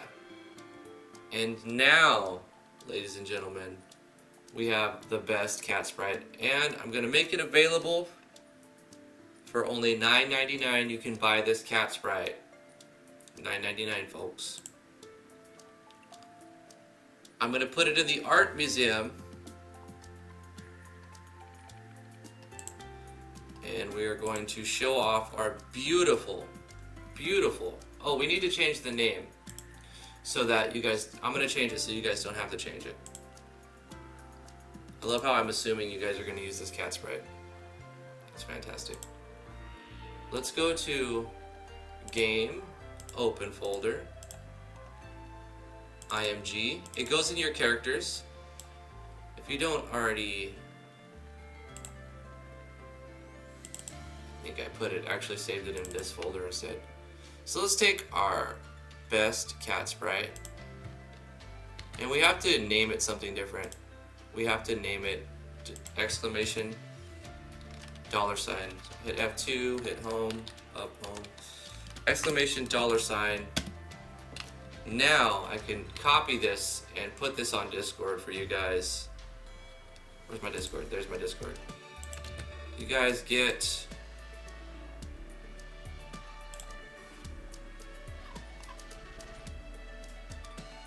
this best cat sprite ever made, free for commercial use. Parts. It is a mixture of a baby deer and a cat. I call it Dambeer. Dambat. Dambat. This is baby Dambat. Yes, don't forget the shipping is included. And when you save it, it'll be saved as exclamation $DG underscore best cat sprite. And now you have all hell Dambat. Thank you, Pat. Right click to save it, you click on it, you open original, right click save as, and put it inside your characters, IMG, your game's IMG characters, and it'll work. At least it should. Let's test it out. We're working on this map. We need to put lighting on this map. So we're going to create an event here for our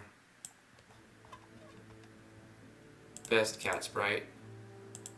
Yeah, and it seems to be working fine. It doesn't need direction fix because any direction you look at it, it'll be the same sprite. Stepping won't do anything either, so just leave it like that. We're going to give him a random approach, and Kitty's going to move around kind of fast. He's a hyperactive cat, you know. Hyperactive cat. Let's put some lighting on this map, since we need to do that anyway. And we'll take a look at our best cat sprite ever.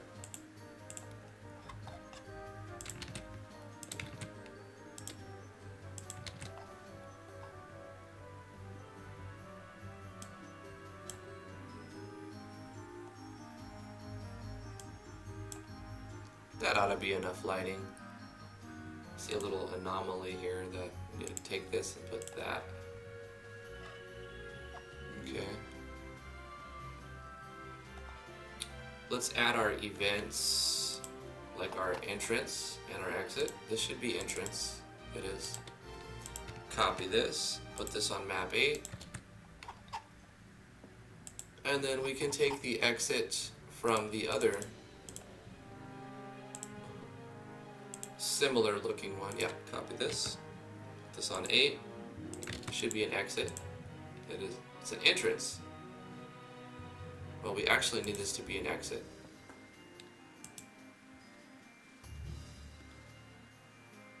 Or do we want it to go the other way around?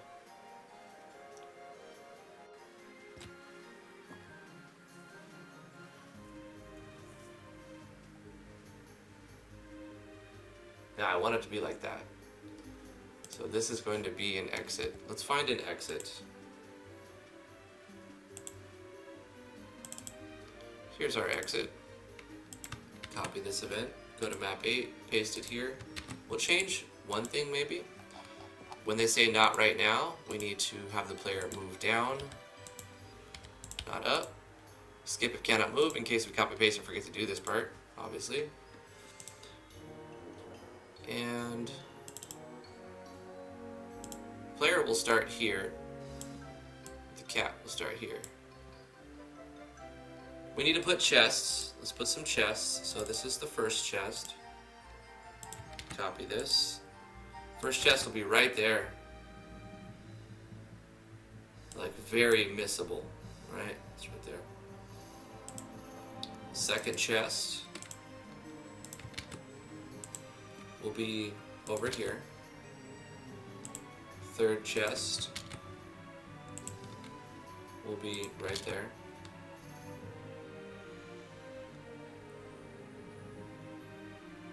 Yeah, only need 3 chests for this.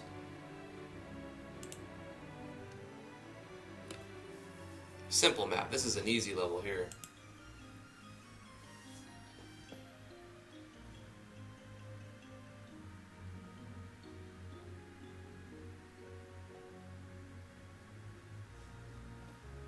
Oh yeah, don't worry, Unpro.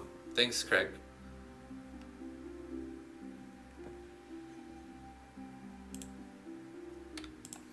Let's take a look at the character, our best cat sprite, and on the map now as we're getting a feel for the map. He's shy. It's a shy cat, you know, sometimes he doesn't want to come out. It's okay. Don't worry about your legs. He also knows how to moonwalk. He knows how to moonwalk. He's a very special cat, guys. He doesn't always walk forward. He walks backwards sometimes. You guys have seen it. Cats just walk backwards because they're very special. And now we have a really, really cool damn bat, the best cat ever.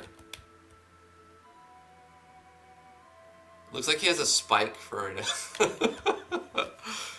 We'll never get better if we don't keep making sprites. So that's why we do this, for improvement.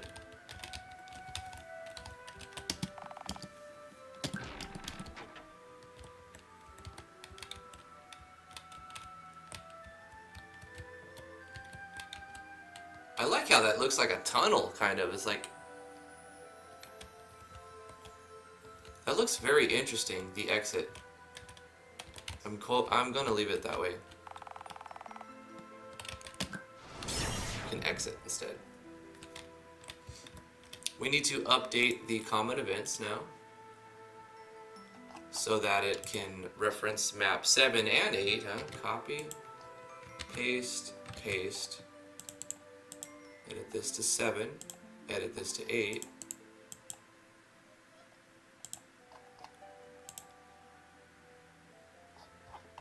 And set our control variable so that it can roll to 8.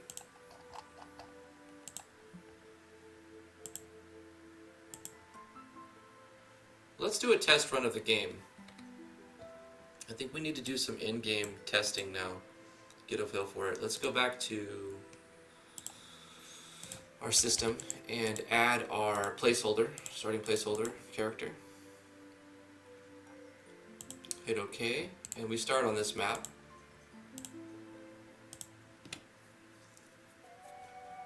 And we start our game, and from here we get asked to character select. There'll be a little bit more.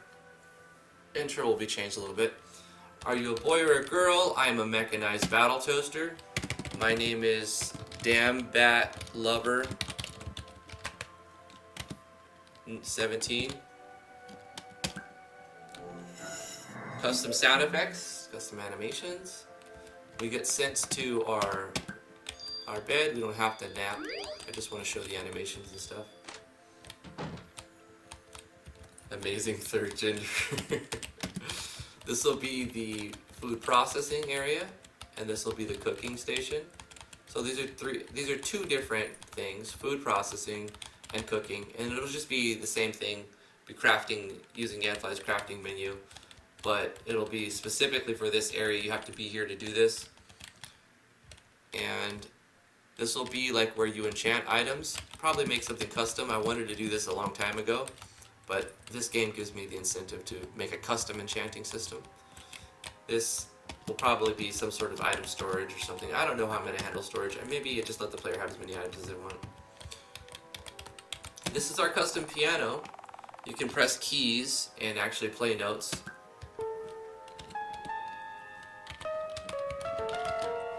Oh gosh, we got this beautiful Final Fantasy music in the background.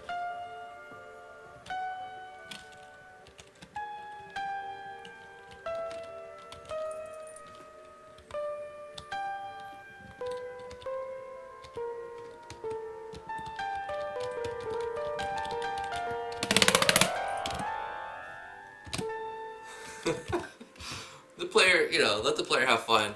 They can come up with melodies. They get 1 octave, you can add more, there's a tutorial for that.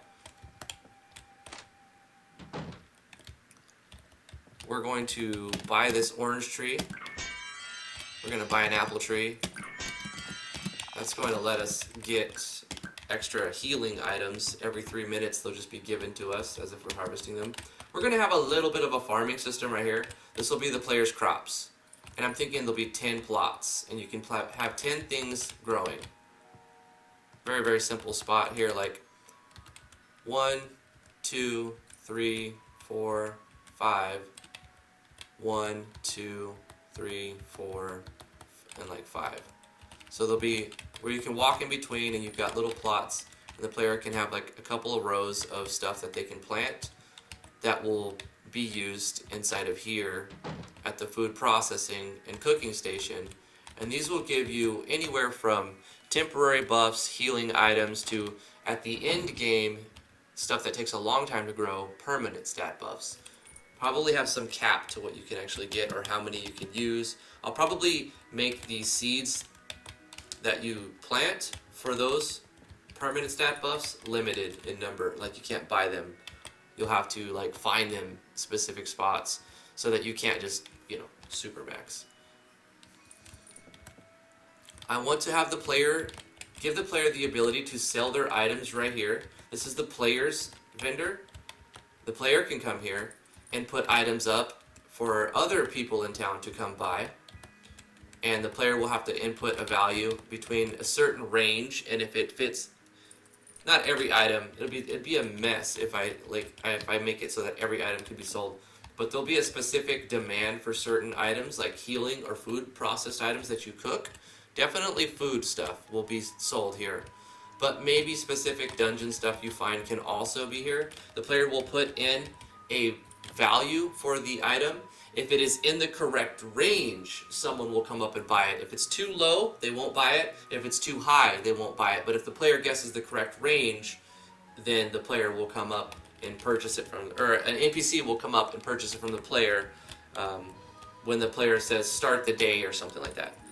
Not really an auction, Catrick, but that's an idea. I'll probably do a house, like an auction house, if I wanted to do that system. I don't have that planned, but that's kind of cool. I remember the auction house in Final Fantasy VI was really cool. This is not that. This is more like the player has a set number of items they can sell in 3 locations or 3 spots they can place an item, and each spot will have a range, a number range. And if the player puts the right item at within the right range, someone will come up and buy it. The player will lose the item and get the money. And like once per day or something. And I'll have to do some sort of system. Or maybe I won't do a time system. It's just like whenever the player can access the barrel and say sell items, and then nobody's interested. Or sell items, nobody's interested. Sell items. Oh, somebody, we harvested an orange and an apple. It's been enough time. So now we get the orange and apple because we bought the trees. And those will just keep popping in our inventory with Gab notifications because we own those trees now. So it'll be a very simple system, really, nothing too complex, but just the player can sell their stuff that they grow, they process it, they cook it, and then they put it up for auction, or not auction, for sale, within a range. The player will pick the price. Thank you, Ren. You could also purchase a chef, a little chef station, a little sushi bar station. Let's do that. We're gonna have to buy some materials. We don't have to buy these materials. We can go purchase things stations that will what's the right word? Accumulate those things. Wow. Wow. Okay, I need stone.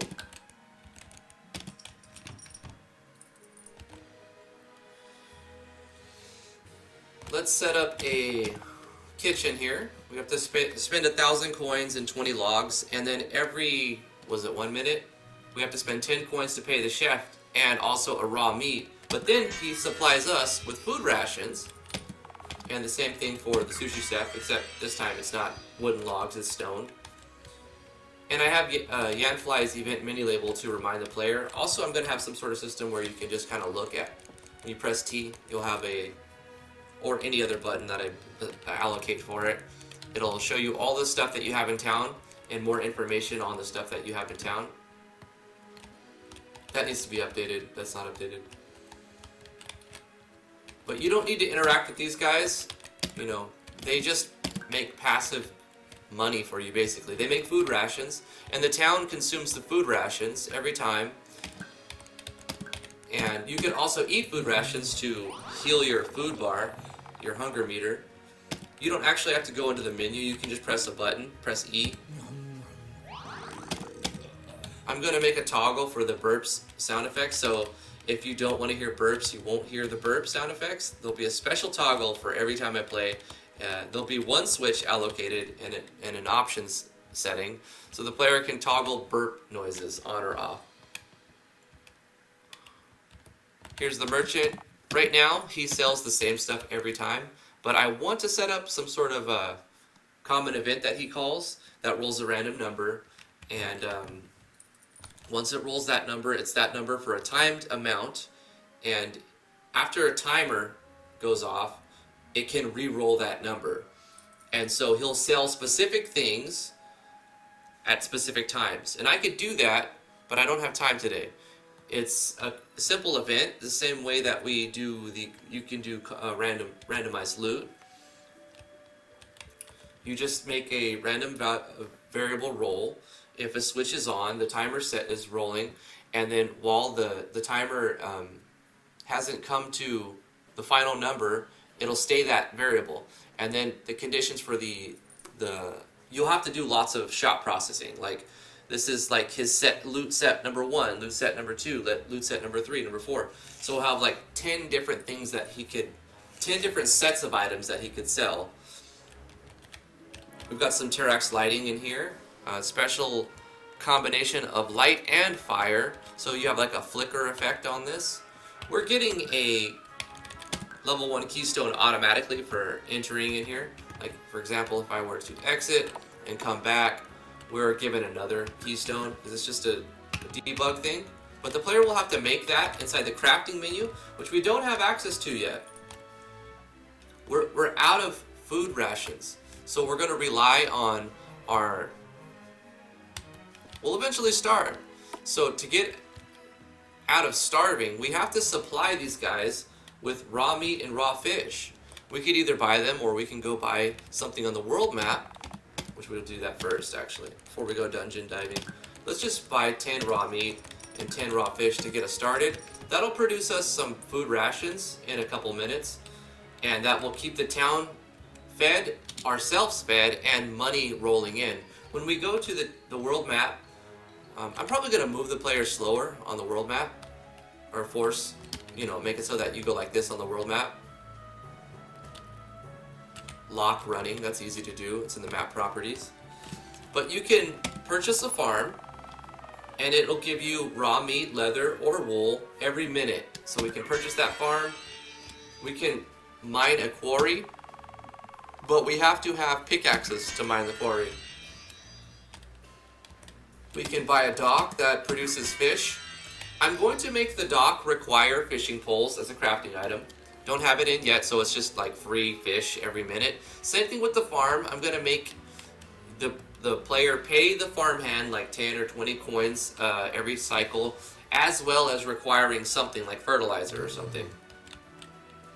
You can see 5 food rations have been produced by the sushi chef, and we start with 30 pickaxes because I've given the player 30, but we're not always going to do that. So we can also buy a mine that can give us ore, coal, or diamonds every 30 seconds, but it consumes a pickaxe. The lumber mill will produce. This is going to require saws, but I haven't made the requirement on these things yet, so it's just it's not like the mines where they require pickaxe. They just sort of accumulate logs. But all of these will have a small cost. Like you'll have to have fishing poles for that. You'll have to have fertilizer for the farm. You'll have to have saws for the lumber mill and whatnot. I'll probably put another lumber mill on this first area, like up here somewhere, because I want to make a dock where the player can build a boat, but they're going to need a lot of logs. Also, the graveyard is going to do something. Probably be a battle area where the player has to go and fight zombie skeleton things. Not sure what I'll do exactly, but it'll be some different battle system, different from random dungeons. It'll be like a more open world, huge map type thing, probably. So that's the world map and the simulation part of the game so far. You can rename the town if you want to. We're going to call it that. Did this change something? Nope, it didn't change my name. That was weird that it said Dumbat Lover on the town. Rename the town. This is town name goes here. 1. So if I press T, it should show town name goes here somewhere. Town monument for town name goes here. Okay. We don't have the Tinkerer building yet, so we won't be able to do our crafting. So let's go rescue the Tinkerer, but we also don't want to starve. Wow, this song is a little over the top, huh? There we go.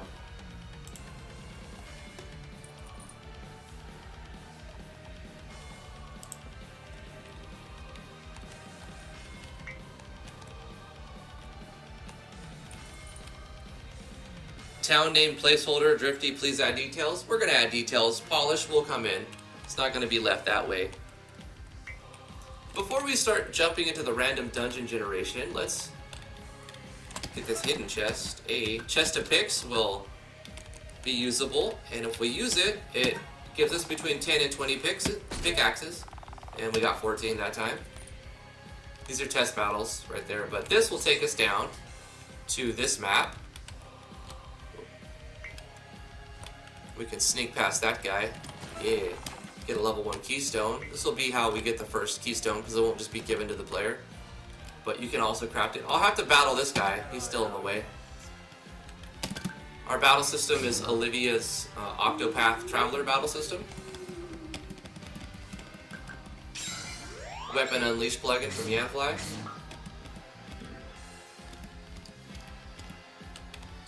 All enemies will drop their own specific items. Devin's in here. He's stuck. It's pretty obvious what we have to do to rescue him. There's a switch, so we're going to go after that switch. And while we're waiting for like our money to accumulate and our crafting stations to make us stuff, we can be exploring the dungeon. We've rescued Devin. He's the Tinkerer for the town, and we've obtained a Tinkerer's kit, and we unlock crafting. So if we go to the menu, now we have crafting, and we can actually craft keystones. We just need 1,000 gold and a diamond, which we'll get from mining in the mine. And to do that, you'll have to get pickaxes, which will be manufactured at another station. We'll need to get the blacksmith out of the dungeon, which we need to incorporate more, because the blacksmith is there. Got a lot more to show with the blacksmith. But that map isn't even quite linked yet, so we need to... Actually, we'll link that map to the blacksmith over here. Yeah, I like that. We can do a map in here that will take us through a portal, and the portal will take us to the blacksmith map.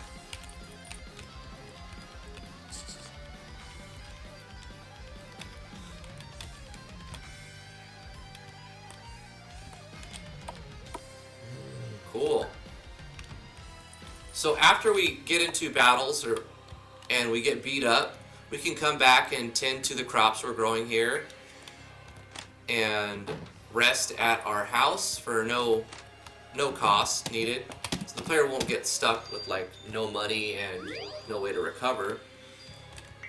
We recover our HP and our MP, and we can, you know, the crops that we harvested, we can process them, we can cook them, we can use them for specific buffs, or we can take them over here and sell them at our little stand and put them up for prices we think they're worth. It'll be some trial and error for the player. Or the player can just hoard them all and not sell and use the town's tax money instead of actually selling stuff and just kind of dungeon crawl. So we'll go here and use the keystones. If we try to use any other item, it doesn't happen. Nothing happens. But we'll have like a level 11 keystone or 21 keystone if we get that far.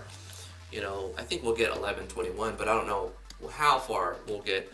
We do have 15, 16, 17, 18 maps that we can throw in random generation. So we use a keystone to get some custom animations, some custom sound effects. We get teleported into one of the 8 now that are of the 15 that are ready. And the player goes through here. And this chest is pretty much hidden, but there's a chest here if the player finds it. Because we entered from the menu, the dungeon variable has been given a +1. So now we are in a level 1, and this will open a fight. I need to do controller events to do the battle background, so that reminds me. We'll do that.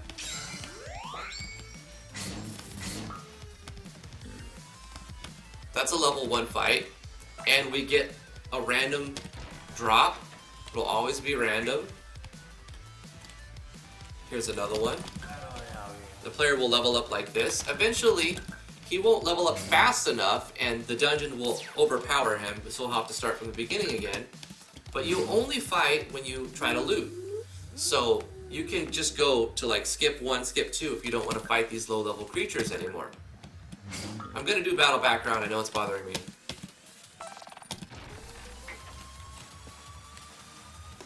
So this whole time that we're dungeon crawling, our town is producing stuff. Our mine is making ore and all kinds of other stuff. So we're dungeon crawling, but we're also doing like the simulation strategy type game, like in the background.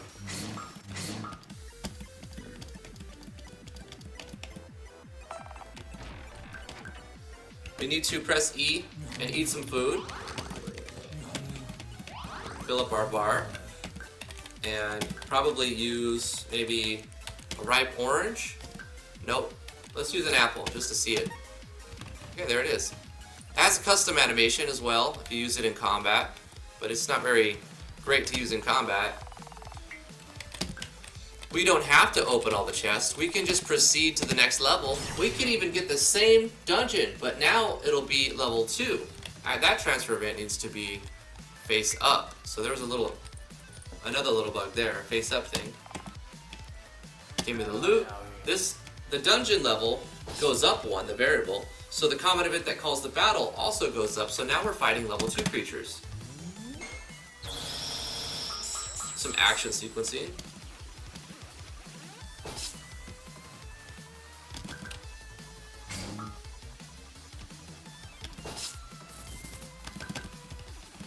The character's level 1, so it's going to get harder as he goes on in the battle, in the dungeons. We'll get our pixie dust.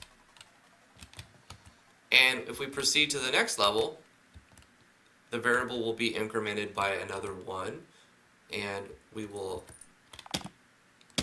be fighting level 3 stuff. So let's find a chest.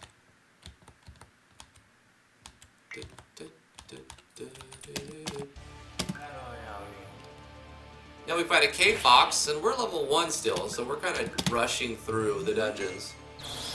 But when we die, we just get put to the beginning of the dungeon, and it's not game over. And we could leave at any time too if we're just done fighting. You can't escape the fight though, so at this point, you're just gonna die. Let's see if I can use an item. Let's use Tease Tonic. Yeah, that needs an animation. I need to give Tease Tonic an animation.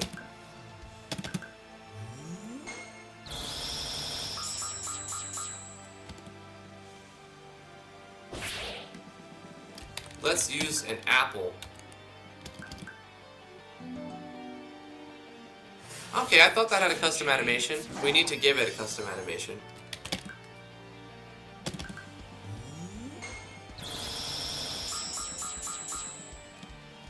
I might have made it and forgot to assign it, so I'm going to look at that.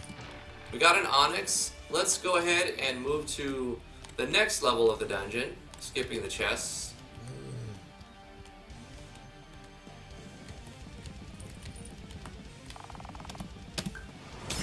Now we're going to be fighting level 4 stuff, which we're definitely going to die.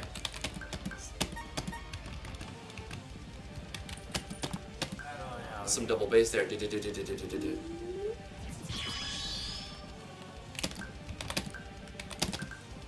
We're going to use the move and radiate, which is using Anfly's tips and tricks to do like the Final Fantasy XI-esque in fire, but we're using light. So our basic attacks will do an additional light damage. That was the Weapon Unleash plugin. That happens 20% of the time. Wow, got lucky. I'll probably reduce that to 15%. We are poisoned, and we died from our poison. Damn Bat Lover 17 was defeated, and we are teleported out. So we didn't actually get a game over. Still have the no face graphic bug, which I'll get it fixed. So we'll take our injured pride, over here, and rest. Sounds great. And we're fully healed again. We're still level 1, but we are about to level. One more fight. A level 1 creature would level us up to 2. But that's pretty much how the game will go. As the player accumulates more logs, they'll be able to craft a giant ship. So I'll add a few more things to the world map, make the player move slow, fix a few of the bugs we mentioned, and have like a dock down here. This also is going to be a look tower where we can. I like the intro where there's like a watchtower in the back. So maybe this will just like go to that map or something. This is going to be something, but we'll have a dock, a little town, maybe a town that we can tax and add to our food ration consumption and get more income as well. I like that idea. And then we get 200 every tick instead of 100. That's a good idea. And the town will be attached to the dock, and the dock will require a certain amount of logs, quite a few. The item limit is 999 right now, because I want to require more than 100 logs for the ship to be built. So what I'm going to do is have the shallow water lead to another island, where you can only make the boat here with like say 100 logs or maybe 200 logs, which would be a big boat, but it'll sail to another island. And then on that island there's a different town that has a bigger, like a port, a seaport, and then from there there'll be more stuff that you can take over inside of the town and also on that little smaller island. And then from there you'll build a bigger boat that'll take like 500 logs and probably other things as well, and you'll have to pay people to work on it over time. So there's a lot of ideas brewing, and that's sort of where the game is at. I would say it's 35-40% of the way done because of the concepts, databasing, and common events that are already in place for future things to happen. Even though it's not all executed right. It's not all executed there yet. It's executed, the things that are executed right. Most of them. Anyway, I have to finish streaming. That's it for the stream. I went over a little bit. You guys are awesome. Remember to stay awesome. This is RPG Maker MV Puka. And we're going to be streaming this tomorrow as well. I stream every Monday through Friday, 10 a.m. to noon Eastern Standard Time, unless other things stop me from doing that, like dentist appointments or doctor's appointments or stuff like that. If you would like to follow me on Twitter, I am at Driftwood Gaming. I am also on twitch.tv/Driftwood Gaming. Sub to the channel here on YouTube if you're not already, that would be appreciated. And like this video if you did enjoy these live streams, or if you're watching this and it's not live, you can still like the video. helps somehow. If you want to come hang out with us before and after the live streams, we have a Discord where people meet up and share their ideas and show off the awesome cat sprites that they make and different stuff that they've been working on. You can promote your stuff. It's really cool. It's acceptable to promote your stuff. You know, it's actually like, I like it. I like to see what you guys are up to in self-promo. Just be respectful and don't spam on every channel. You know, people are going to see it. They're going to go here to see it. So yeah, the link is in the description for the Discord, and any new members that show up will be white text, and you're not allowed to like post pictures and stuff just to stop bots. But I give everybody a member. Like as soon as I notice somebody's news joined, I click on them and give them the member role, and then you can link your stuff and show pictures and whatnot. So yeah, there's lots of other channels here for different various things I've gone over it several times, but the link is in the description below if you're interested in hanging out with us after and before the streams. That's going to do it for this video, for this live stream. I'm going to catch up on the stream and shout you guys out a little bit. Path of the stream, thanks for coming. I really appreciate seeing you every day. I hope you're having a great day. If you ever introduce pets, I call dibs on being the vendor. I'm serious. Okay. Silver Starlight, thanks for joining the stream. Ren Phoenix, thank you for joining. Doc Weeze, you're awesome. Puka, hope you're having a good day. I like MV better than VXACS because of the higher pixel density and the ability to use JavaScript instead of Ruby. I'm not good with Ruby. I'm okay with JavaScript. Alexander Burkell, thank you for stopping in. Heartless Angel, always good to see ya. Bubbly Oasis, don't worry, I'm not going to put any jellyfish in here. If you're terrified of jellyfish, is it from Legend of Driftwood? You can download Legend of Driftwood version 1.04 from driftwoodgaming.com/games. If you would like to support what I do here on this channel, it would be highly appreciated if you head over to patreon.com/driftwoodgaming. That's patreon.com/driftwoodgaming. And consider backing me at whatever level is comfortable for you. All of it would be highly appreciated, and it's very helpful. And there's different perks you can get. If you would like me to play your game, that's the $20 perk. And I can play your game on a live stream and get everyone's feedback. It's something that we post to this channel. If you are interested in just help with your game, the Discord's there for free. If you need a little more support, you can back me at $10, $5 to get like more voice chat time if needed. And if you just want to support, you don't really need any help with whatever, you just want to support what I do, that's always appreciated. You could super chat or you could paypal.me/driftwoodgaming. All of that is very helpful. Super chat, actually, I only received 70% of what is donated. So if you want to make sure all of it goes to me, you can paypal.me/driftwoodgaming. My character's starving. I gotta press E. Yeah, boy, get that food. That's a little audio warning for when your character is about to die, because you will game over. It's to stop people from AFKing and just maxing out stuff. You can AFK for a little while. If you do need to AFK for a long while, you can save the game anywhere. Or you could just open the menu. When you open the menu, all the timers stop, and you can just pause the game. It's pause mode now. So you can pause it, but I don't want it to be that the player can just like AFK overnight and come back and they have everything. Right? They've got like 1,000,000 gold. So it's just a little fail-safe, the hunger system is.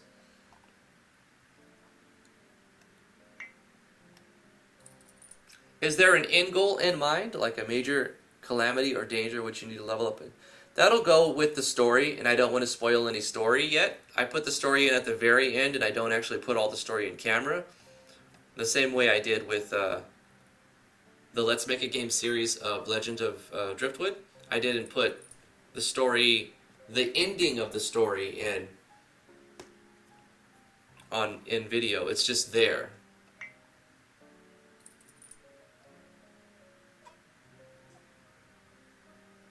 That way there's a reason for people to buy the game and really kind of, also those who don't want it to be spoiled. You know, some people don't like that, so they don't want to know the story until they play it themselves, which is cool, and I understand that. I mean, if you're watching this, you're going to get like hints and you're going to see the mechanics and the making of the game. but you'll still be able to see the story mode of the game if you purchase the game, which will be on Steam sometime 2019. It's got a long way to go. It's got a long way to go.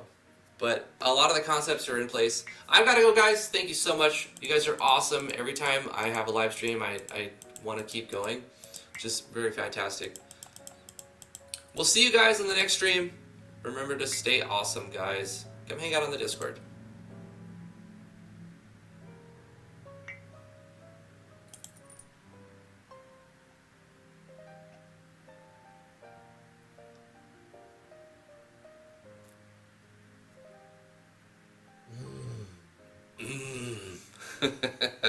We should make some more custom sound effects next time.